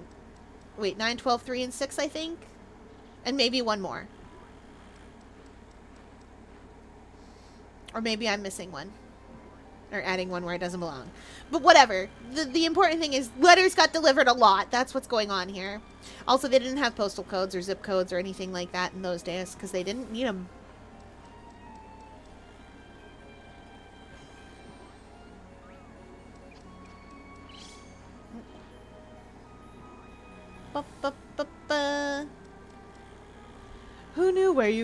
Who knew that you were going to be to the Northumberland Hotel?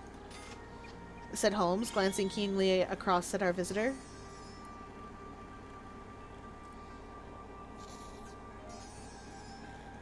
Well, no one could have known. We only decided after I met Dr. Mortimer. But Dr. Mortimer was no doubt already stopping there. No, I had been staying with a friend, said the doctor. Then there was no possible indication that we intended to go... There was no possible indication that we intended to go to this hotel. Oh, I should just let them play that out. That's not enough seconds. Someone seems to be very deeply interested in your movements. Out of the envelope, he took a half sheet of foolscap paper folded into four. This he opened and spread flat upon the table. Across the middle of it, a single sentence had been formed by the expedient of pasting printed words upon it. Oh, they cut out newspaper letters. It ran, "As you value your life or your reason, keep away from the moor."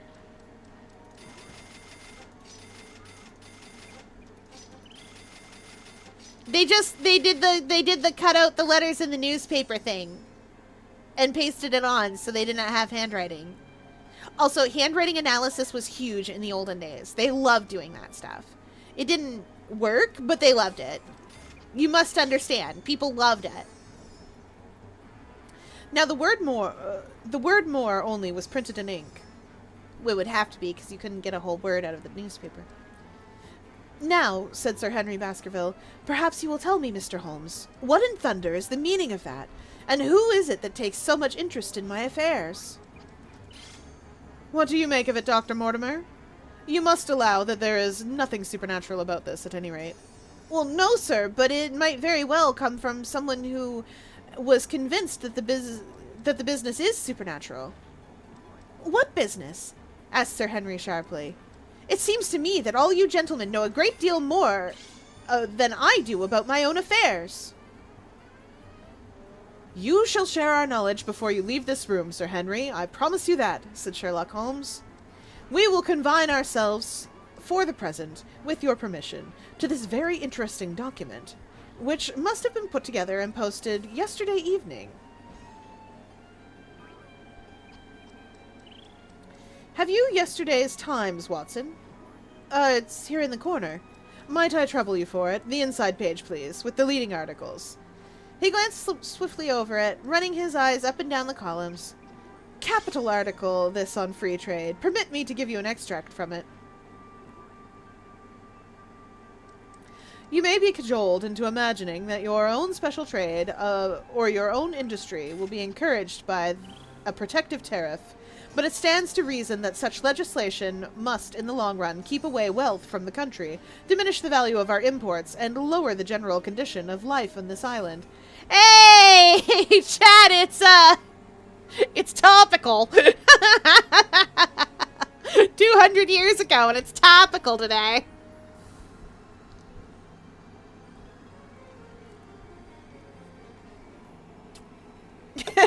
Tariff bad. Oh no. Chat, I need a little bit of chocolate. I have a bunch of candy bars and I'm very excited for them, so I need a little bit of them. Let me look upon them and see which ones I have the most of. I need to eat some because I have them. And there's a lot of them. Oh, did I do a thing? Did I do a funny thing? Oh, I did. You must understand, I've got 5, 4, 3, 2, 1. That's how many of each of them I have. And I must pause here to consume a chocolate bar, or else I will die. Okay. We can't consume that chocolate bar.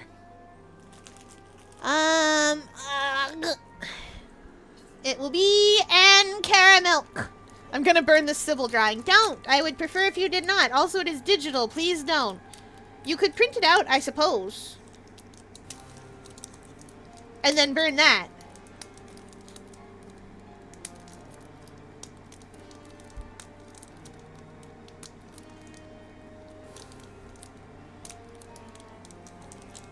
Well, I hope I haven't snapped one of the caramels open. Sometimes I... Ah, no, don't run away. Sometimes I do that by accident. I like to snap them open first because then I don't have to ask aquarium staff to help me do it.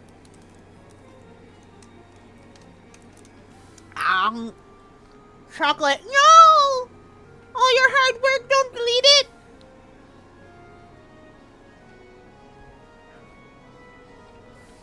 It was looking so good. No!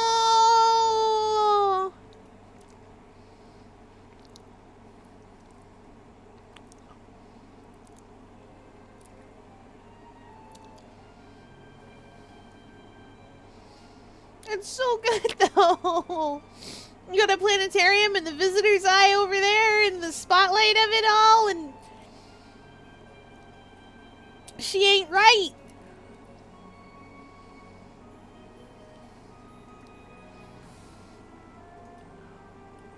Don't do it. It's so good.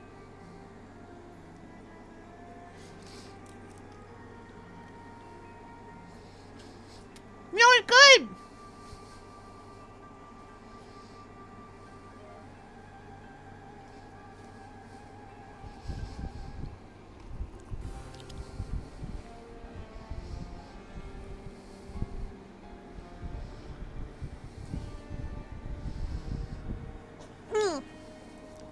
No, it's amazing.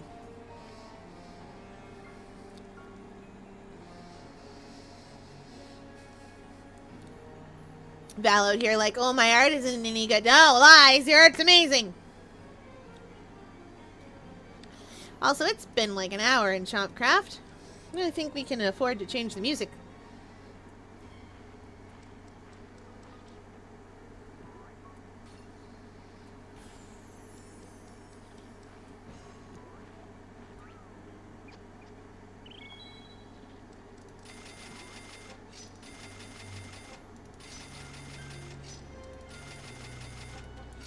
I don't know. Yeah, that'll do.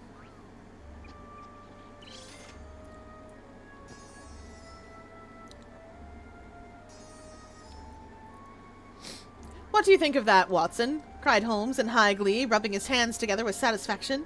Don't you think that is an admirable sentiment?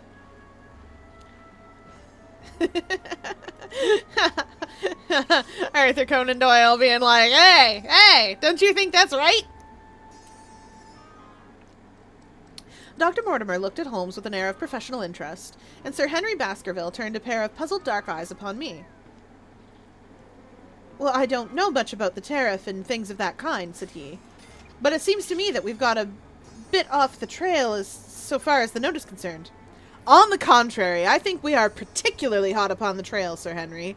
Watson here knows more about my methods than you do, but I fear that even he has not quite grasped the significance of the sentence.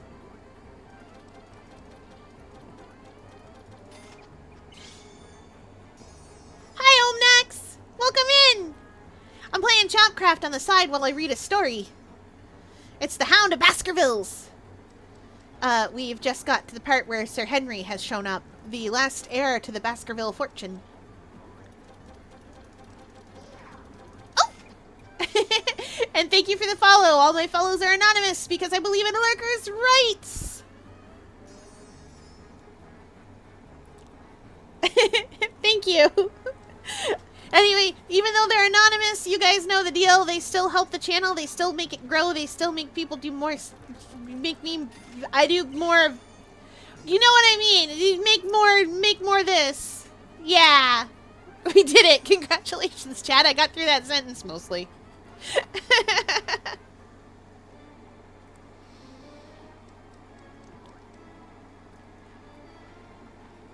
What game is this? This is Bravely Second.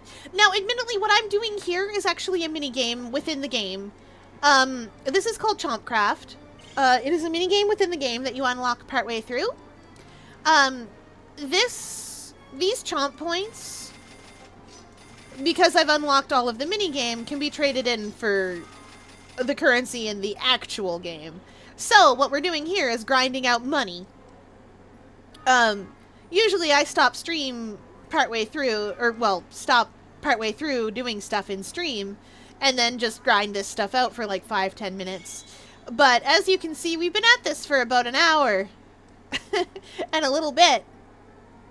Oh, yeah, it's an old 3DS RPG. Bravely Default is the first game of the series, and then Bravely Second follows that. After that, you get another Bravely game that I can't remember. No, wait, that was the mobile game. That came in between, actually. And then, of course, there's Bravely Default 2, which is a different... which is the same, like, sort of IP, but a very different game. This is a direct sequel to Bravely Default. Bravely Default 2 is not a direct sequel to Bravely Default, which makes me giggle. There is a Bravely Default remaster coming out very soon for Switch and Switch 2, and I'm very excited for that, because they're using the online, to help you rebuild Narende. So I'm going to be able to play through it again with you guys and rebuild Narende. And you guys will get to see how easy the game is when you can do that. But what I like to do when I grind stuff out, which I did in Final Fantasy when I was playing Final Fantasy V with everybody and grinding out the Red Mage job, is grind stuff out and read you all a story, because you all deserve to be read a story. Looking at the characters, I thought it was Pokemon. That's fair. It has a very cute aesthetic because it was designed for the 3DS. The game is very heavy, though. Like, it's one of those... It's very Final Fantasy in its presentation of things. So it's very heavy sometimes.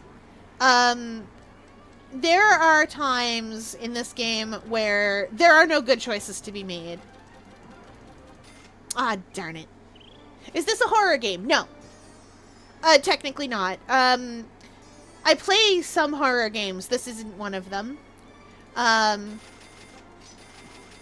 This game does have elements that I would consider kind of distressing, but there's nothing very exciting, except for... Okay, the woman grinder is something we never actually see. I sold that accidentally. Technically not. I mean technically not in that it is not a horror game exactly, but there are some things in here that if you think about them for longer than 5 seconds, you're like, I don't like that. Speaking of, Val is correct about the woman grinder. One of the minor antagonists in this game is a man called Fiore de Rosa, and he uses a drugged cologne that contains Nitafix, and which is a very addictive drug. It's called Nitafix. They have a lot of pun names, and whatever the name of the like love spell attraction potion drug is, to lure in women to then use, and once they outlive their usefulness, to then grind up into more of those drugs to lure in more women and so on, to advance his own career. There's also Kata, who is a solve maker and scientist, who invented mustard gas. Yes, happy Halloween! I got to give out full-size chocolate bars! I love giving out full-size candy, it's my favorite! We also had Skittles. Very exciting.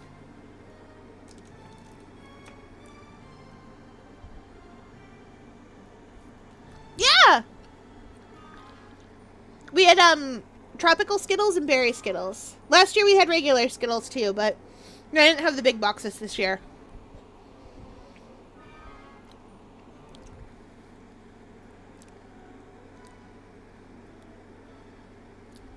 I got Feastables. I don't know what that is. It sounds like a Lunchable.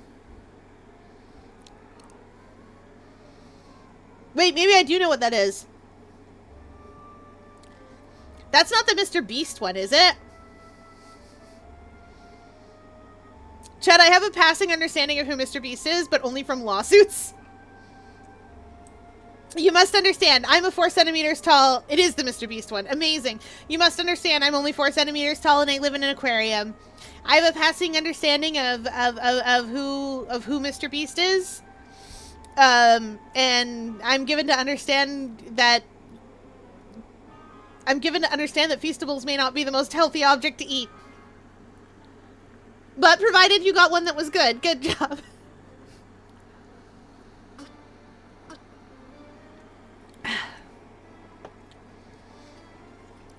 Oh yeah, where was I? I think I was reading the thing. My sister just got back from trick-or-treating and she gave me a Kit Kat and some Skittles. Yeah! Some candy! We love some candy. I know, because I've got some candy. Alright, have fun! I'm here every night. Usually I'm actually playing a game, but tonight... Good night, have fun!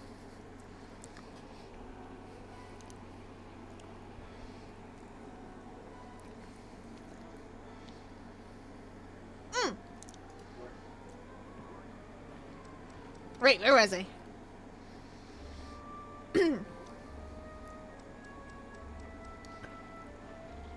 Oh yeah, right. On the contrary, I think we are particularly hot upon the trail, Sir Henry. Watson here knows more about my methods than you do, but I fear that even he has not quite grasped the significance of the sentence.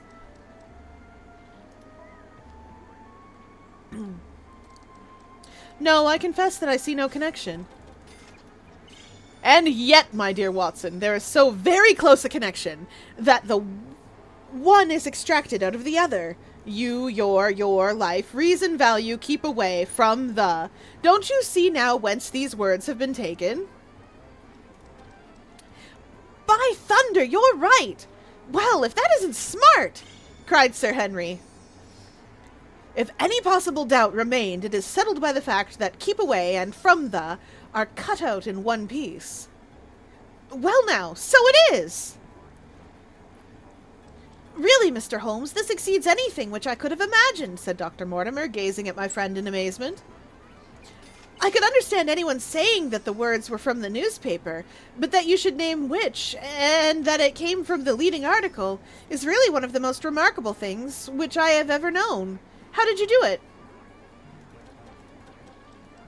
I presume, Doctor, that you could tell the skull of a Negro from that of an Eskimo? Most certainly. But how? Well, because that is my special hobby. The differences are obvious. The supraorbital crest, the facial angle, the maxillary curve, the... But this is my special hobby. And the differences are equally obvious. There is as much difference to my eyes between the leaded... the leaded bourgeois type of the Times and the slovenly print of the evening halfpenny paper as there could be between your Negro and your Eskimo. The detection of types is one of the... Ooh.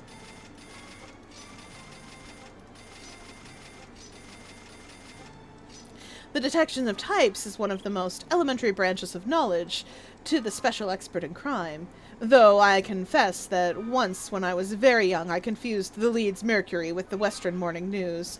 But a Times leader is entirely distinctive, and these words could have been taken from nothing else. As it was done yesterday, the strong probability that we should find the words in yesterday's issue.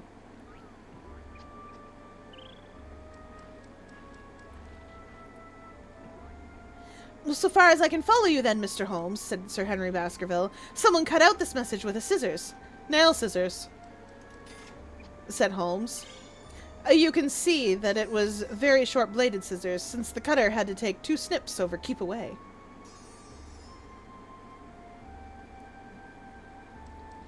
Well, that's so. Someone then cut out the message with a pair of short-bladed scissors, pasted it with paste. Oh, good luck, little buddy. Gum, said Holmes. With gum onto the paper. But I want to know why the word more should have been written. Because he could not find it in print. The other words were all simple and might be found in any issue, but more would be less common. Why, of course! That would explain it. Have you read anything else in this message, Mr. Holmes? I love this little guy. Henry, you can stay, buddy. I forgot how much I love this story. There are one or two indications, and yet the utmost pains have been taken to remove all clues. The address, you observe, is printed in rough characters, but the Times is a paper which is seldom found in any hands but those of the highly educated. We may take it, therefore, that the letter was composed by an educated man who wished to pose as an uneducated one, and his efforts to conceal his own writing suggest that writing might be known. Oh my goodness, that was hard to read.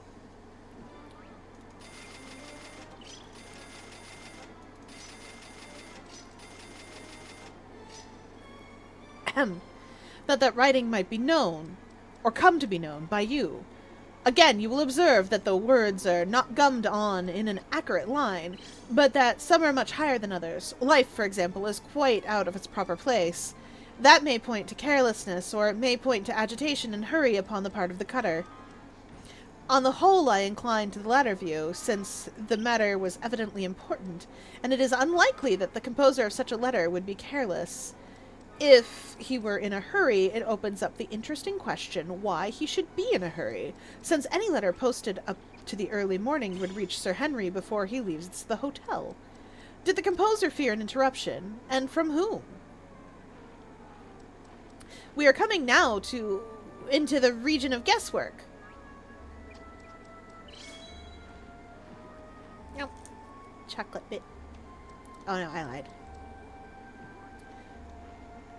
Say rather into the region where we balance probabilities and choose the most likely. It is the scientific use of the imagination, but we have always some material basis on which to start our speculation. Now, you would call it a guess, no doubt, but I am almost certain that this address has been written in a hotel. Well, how can you say that? Wah. Oh, we'll let these play out. Well, how in the world can you say that? Oh, I'm not done yet. I see. Ah.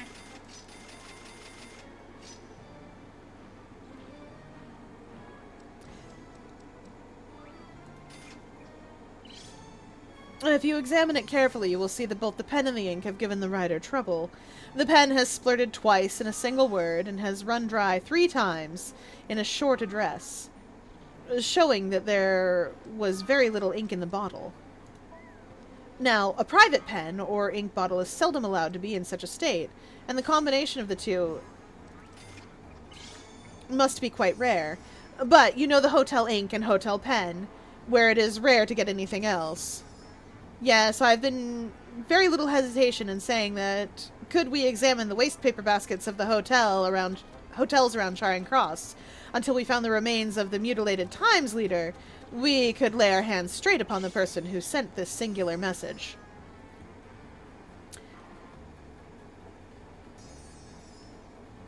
Halloa, Loa, what's this?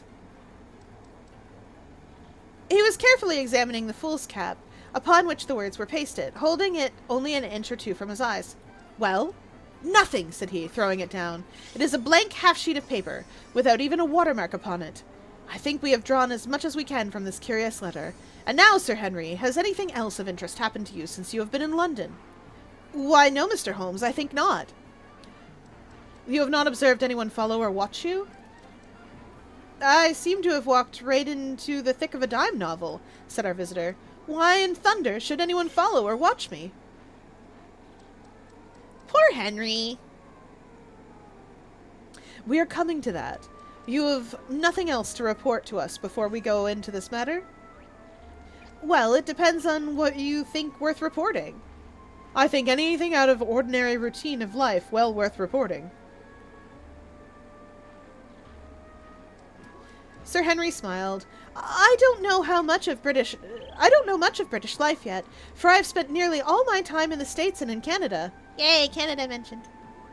But I hope to To lose one of your... Blah. I hope to lose one of your boots is not part of the ordinary routine of life over here. You've lost one of your boots.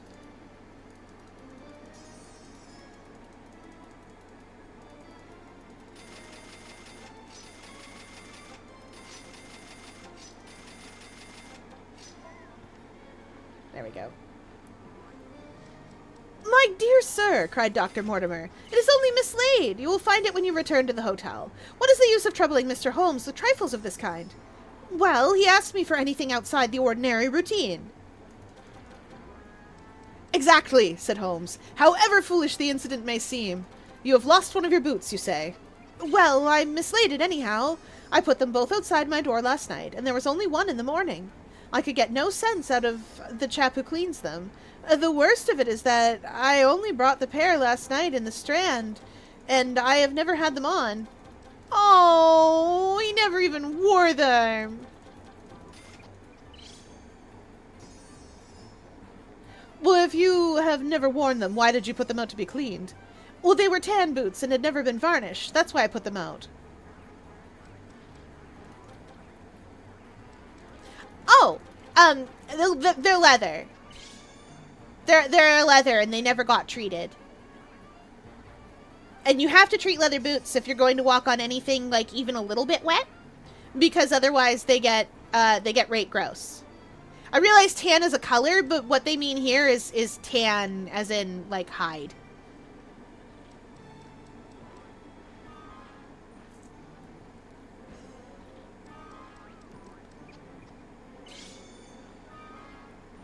Then I understand that on your arrival in London yesterday, you went out at once and bought a pair of boots. Well, I did a good deal of shopping. Dr. Mortimer here went round with me. You see, if I am to be squire down there, I must dress the part. He's not wrong. And it may be that I have got a little careless in my ways out west. Among other things, I bought these brown boots, gave $6 for them, and had one stolen before I ever had them on my feet. Aww! $6 was a lot of money also in those olden days. Goodness. This was written in the late 1800s and takes place in approximately the 1880s. For sort of a comparison,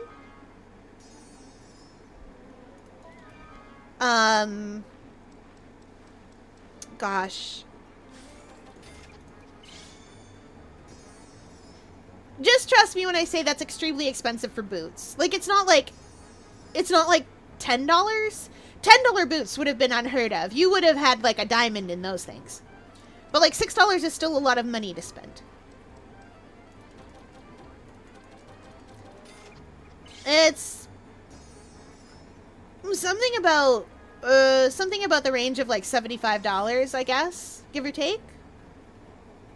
Though that conversion's not perfect. That's just sort of like a vibe. It's vibe-based conversion. I could get the calculator out, but I don't want to. Well, it seems a singularly useless thing to steal, said Sherlock Holmes. I confess that I share Dr. Mortimer's belief that it will not be long before the missing boot is found.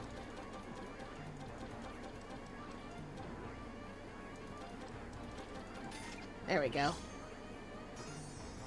What now, gentlemen? Said the baronet with decision. It seems to me that I have spoken quite enough about that little that I know of. It is time that you kept your promise and gave me a full account of what we are all driving at. Oh yeah, because he still doesn't know. He doesn't know. He doesn't know nothing about nothing. Your request is a very reasonable one, Holmes answered. Dr. Mortimer, I think you could not do better than to tell your story as you told it to us. Thus encouraged, our scientific friend drew his papers from his pocket and presented the whole case as he had done upon the morning before. Sir Henry Baskerville listened with the deepest attention and with an occasional exclamation of surprise.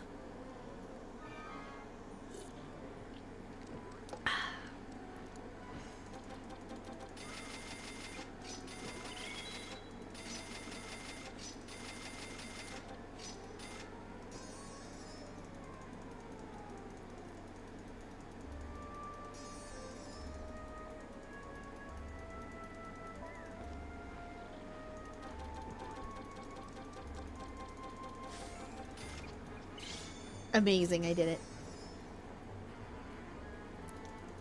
Well, I seem to have come into an inheritance with a vengeance, said he when the long narrative was finished. Of course, I've heard of the hound ever since I was in the nursery. It was the pet story of the family, though I never thought of taking it seriously before. But as to my uncle's death, well, it all seems boiling up in my head, and I can't get it clear yet. You don't seem quite to have made up your mind whether it's a case for a policeman or a clergyman. Precisely. And now there's this affair of the letter to me at the hotel. I suppose that fits into its place. It seems to show that someone knows more than we do about what goes on upon the moor, said Dr. Mortimer. And also, said Holmes, that someone is not ill-disposed towards you, since they warn you of danger. Or it may be that they wish, for their own purposes, to scare me away. Well, of course, that is possible also. I am very much indebted to you, Dr. Mortimer, for introducing me to a problem which presents several interesting alternatives. But the practical point, which we now have to decide, Sir Henry, is whether it is or is not advisable for you to go to Baskerville Hall. Why should I not go? There seems to be danger. Do you mean danger from the family fiend, or do you mean danger from human beings? Well, that is what we have to find out. Well, whichever it is, my answer is fixed. There is no devil in hell, Mr. Holmes, and there is no man upon earth which can prevent me from going to the home of my own people. Chat, this is funny to me. This is funny to me because I write a hero called Archangel sometimes, and her like little hero catchphrase is no god on earth or in heaven can save you from me. And I like that there's no devil in hell and there's no man upon earth who can prevent me. Like, I like that. That's so good. That's a delight.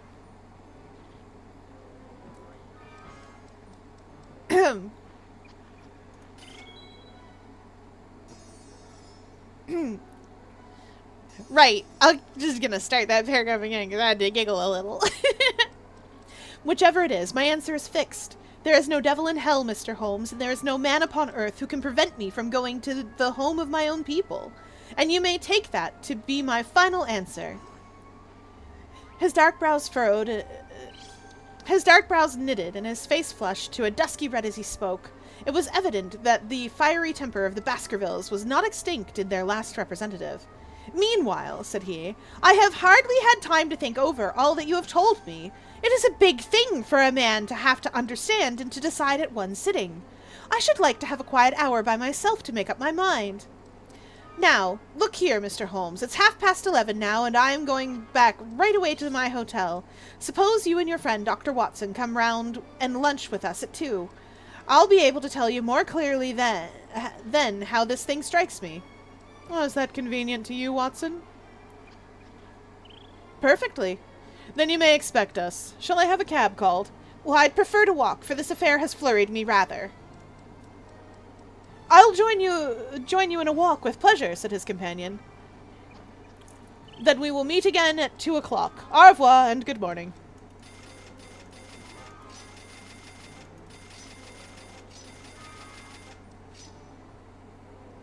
We heard the steps of our visitors descend the stair, and a bang at the front door. In an instant, Holmes had changed from the languid dreamer to the man of action.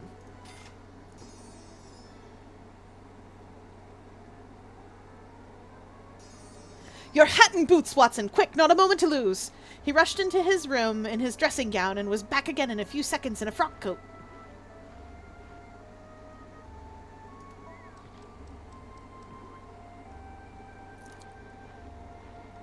We hurried together down the stairs and into the street. Dr. Mortimer and Baskerville were still visible about 200 yards ahead of us in the direction of Oxford Street.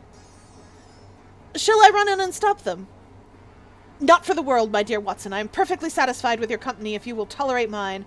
Our friends are wise, for it is certainly a very fine morning for a walk. He quickened his pace until we had decreased the distance, which divided us by about half. Then, still keeping 100 yards behind, we followed into Oxford Street and so down Regent Street. Once our friends stopped and stared into a shop window, upon which Holmes did the same. An instant afterwards he gave a little cry of satisfaction, and, following the direction of his eager eyes, I saw that a hansom cab, with a man inside, which had halted on the other side of the street, was now proceeding slowly onward again. "There's our man, Watson. Come along. We'll have a good look at him, if we can do no more." At that instant I was aware of a bushy black beard and a pair of piercing eyes turned upon us through the side window of the cab. Instantly the trapdoor of the top flew up. Something was screamed to the driver, and the cab flew madly down Regent Street. Holmes looked eagerly around for another, but no empty one was in sight. Then he dashed in wild pursuit amid the stream of the traffic. But the start was too great, and already the cab was out of sight. "There now," said Holmes bitterly as he emerged, panting and white with vexation, from the tide of vehicles. "Was ever such bad luck, and such bad management too? Watson, if you are an honest man, you will record this also and set it against my successes."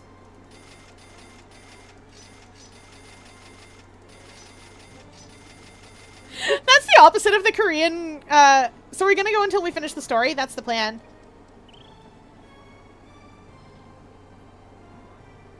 Then again, there are 12 chapters to this, so I might read the rest of them tomorrow. I was planning on going until at least 12 or 12:30. Who was the man? I have not an idea. A spy? Well, it was evident from what we have heard that Baskerville has been very closely shadowed by someone since he has been in town. How else could it be known so quickly that it was Northumberland, a hotel which he had chosen? If they had followed him the first day, I argued that they would follow him as also the second. You may have observed that twice I strolled over to the window while Dr. Mortimer was reading his legend. Yes, I remember. I was looking out for loiterers in the street, but I saw none. We are dealing with a clever man, Watson. Ooh.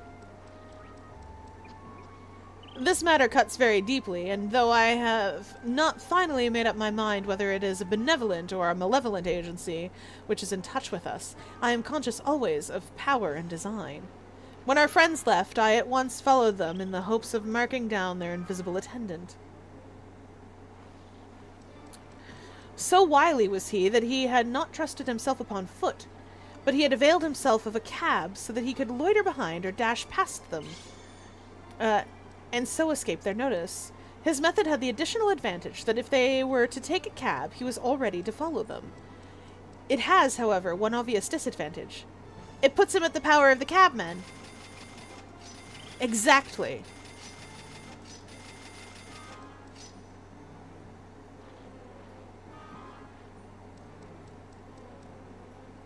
What a pity we did not get that number. My dear Watson, clumsy as I have been, you surely do not seriously imagine that I neglected to get the number. Number 2704 is our man, but that is no use to us for the moment. No yapping for me tonight. Ooh, there will be some yapping. I can be up. It's Saturday. Unless you can't be up.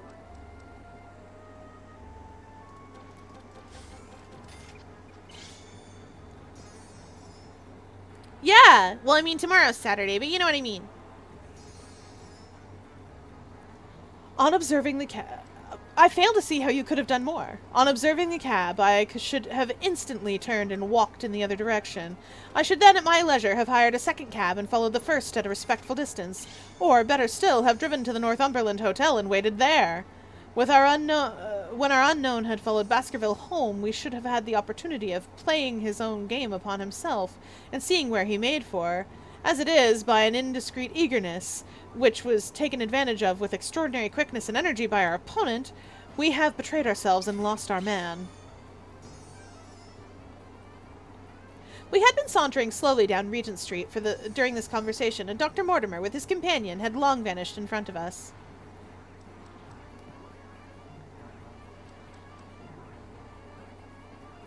"There is no object in our following them," said Holmes. "The shadow has departed and will not return. We must see what further cards we have in our hands and play them with decision." "Could you swear to that man's face within the cab?" "Oh, I could only swear to the beard." And so could I, from which I gather that in all probability it is a false one. A clever man upon so delicate an errand. He has no use for a beard save to conceal his features. Come in here, Watson. He turned into one of the distinct messenger office. Where he was warmly greeted by the manager.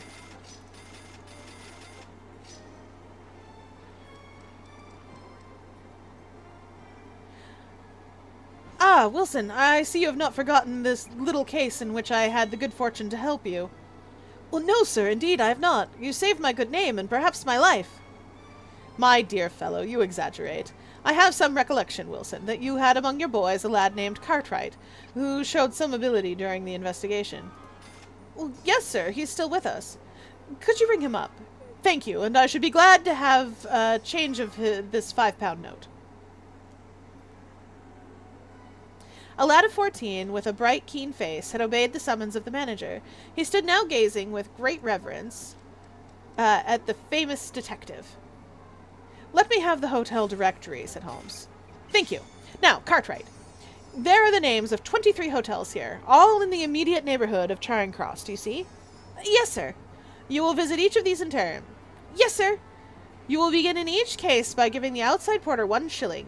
Here are 23 shillings. Yes, sir. You will tell him that you want to see the waste paper of yesterday. You will say that an important telegram has miscarried and that you are looking for it. You understand? Yes, sir. But what you are really looking for is the center page of the Times with some holes cut in it with scissors. Here is a copy of the Times. This is the page. You could easily recognize it, could you not? Yes, sir. In each case, the outside porter will send for the hall porter, to whom you must give 1 shilling. Here are 23 shillings. You will then learn in possibly 20 cases out of the 23 that the waste of the day has been burned or removed. In the other 3 cases, you will be shown a heap of paper, and you will look for the page of the Times among it. The odds are enormously against your finding it. There are 10 shillings over in case of emergencies. Let me have a report by wire at Baker Street before evening. And now, Watson, it only remains for us to find out by wire the identity of our cabman, number 2704, and then we will drop into one of the Bond Street picture galleries and fill in the time until we are due at the hotel. Do I post the Sybil or nah? Yes! Absolutely! Also, we are on chapter 5 of like 12.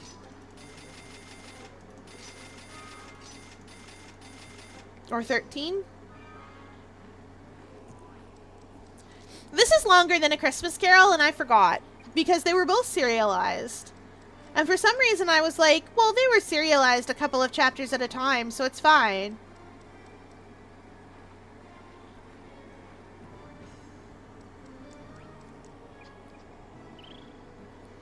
Also, I feel like I didn't start that long ago. I started at like 9:30 though, and it's almost midnight.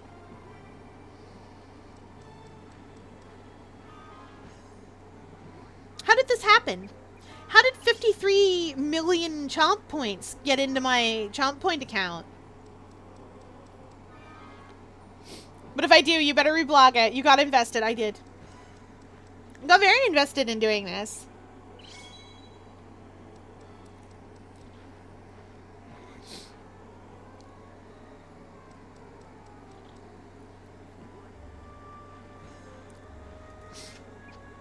You know what? Maybe I will end off at midnight, because there's a place... I know there's somebody I can head over to visit.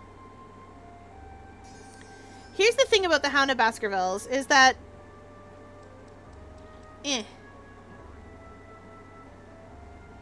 Some of the chapters are really short, but it's not these ones.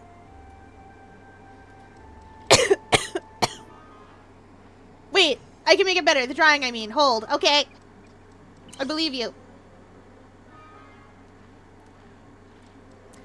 So what we're going to do then, chat, is I am going to leave it at chapter 5 and maybe remember where I was. Potentially. I say that like I'm going to remember. Maybe remember where I was. And then we'll come back around and next year... I say this. And then next time I need to do something with y'all like this, I will read the rest of it to you. Or most of the rest of it. I should have read The Legend of Sleepy Hollow. It's shorter. I love The Legend of Sleepy Hollow. It makes me happy. For those of you that really want to read The Hound of Baskervilles, you can. It's on Project Gutenberg because it is one of those ones that's allowed. It's so old that copyright doesn't.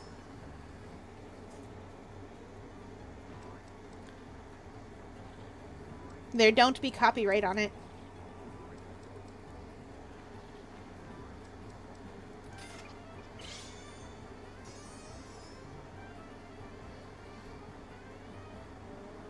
Also, come sometime in November, streams are going to go back to being 9 to 12. Atlantic for me.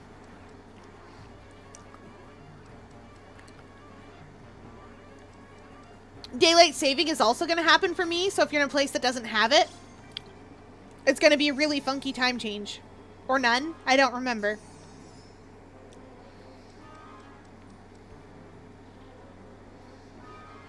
Might be none.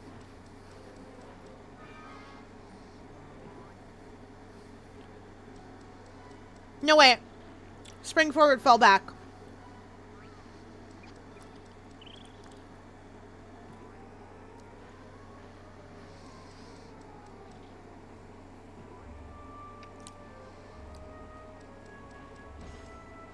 Ooh.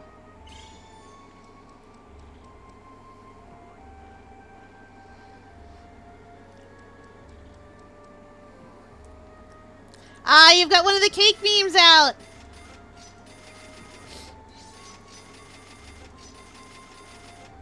The audience, I love cake. Oh, it's so nice. Yeah, it does.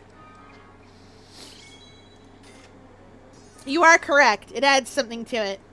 Anyway, I'm gonna be down on the hour, I've decided, because I'm not precisely tired, but my reading voice isn't hard to get. It's just I need to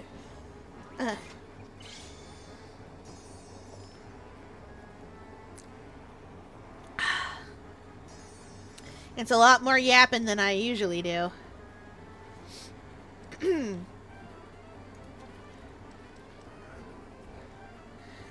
So we will leave off the story of Danny DeVito, heir to the Baskervilles,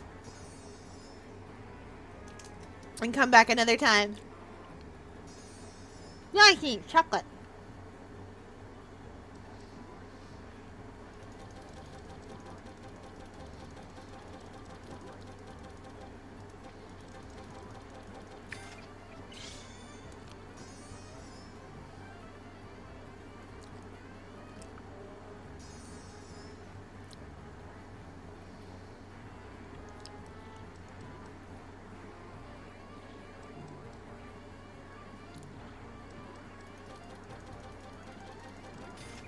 Yes! Got the fourth one.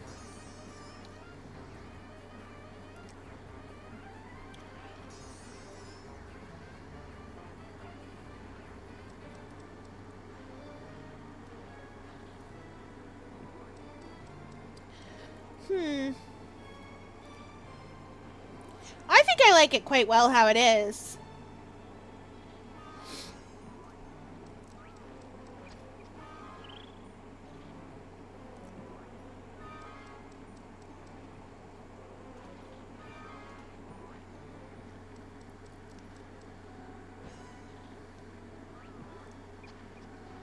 That said, I haven't seen much of Sybil.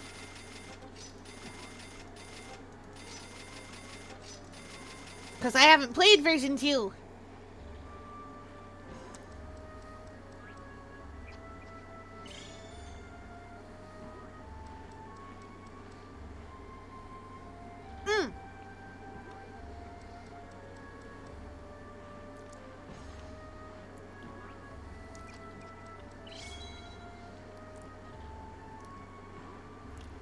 I've seen a little of her, of course.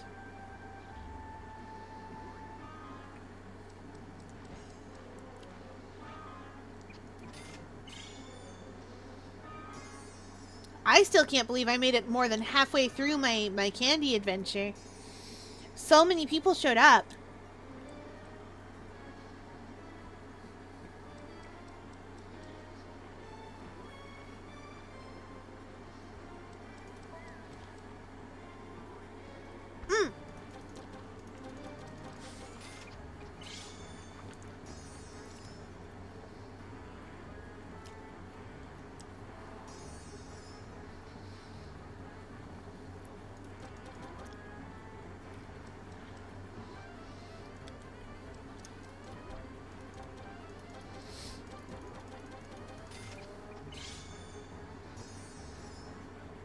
That said, Brain is currently a mashed potato because it was a very exciting Halloween and I liked it.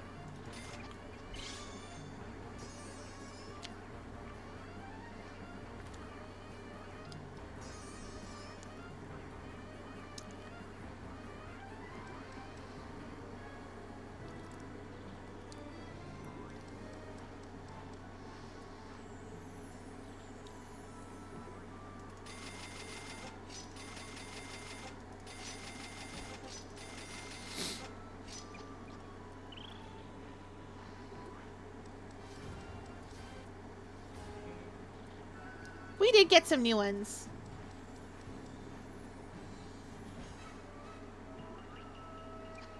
Hana.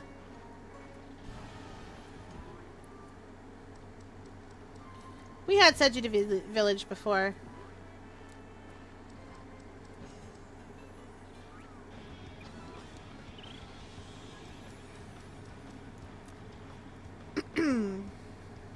Oh wait, do we have...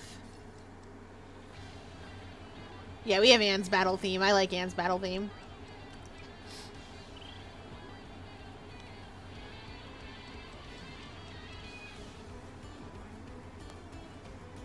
Because she's got this weird guitar riff in it.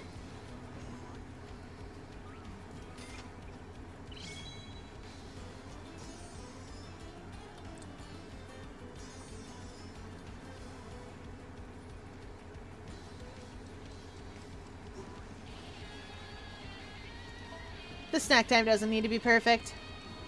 It's also the last one.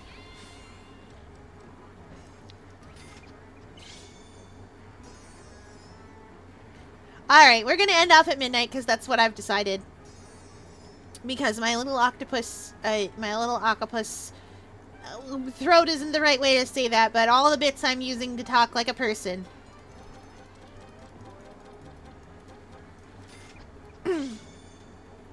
We're gonna hydrate his chat demands.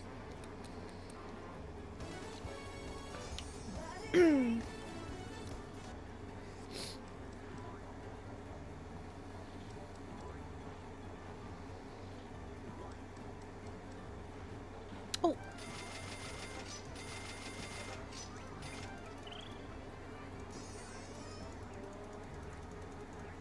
Oh, what am I doing? I don't need to buy those. They're not gonna be ready fast enough.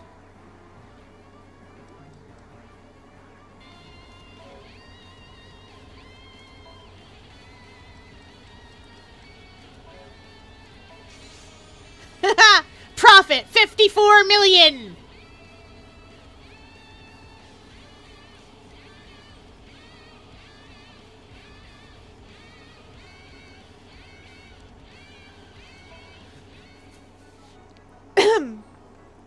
Oh. There's party chat, but we can get that next time.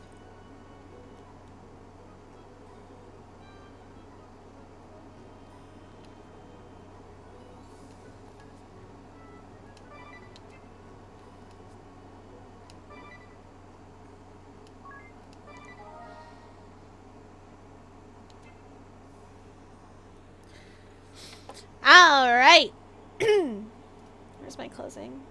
There we go. It's now closing time, and we hope you enjoyed your visit to the octopus enclosure. We are going on a little adventure. Ignore that. We're going on a little adventure. Where will we go? It is a mystery. It's not a mystery, chat.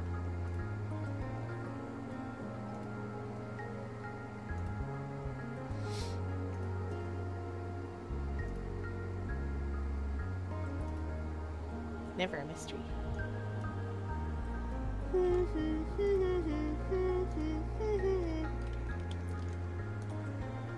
Alright, that's it for tonight, everybody. I will see you all tomorrow, when we will be back roughly on regular schedule. Alright, thanks for playing along with me, everybody.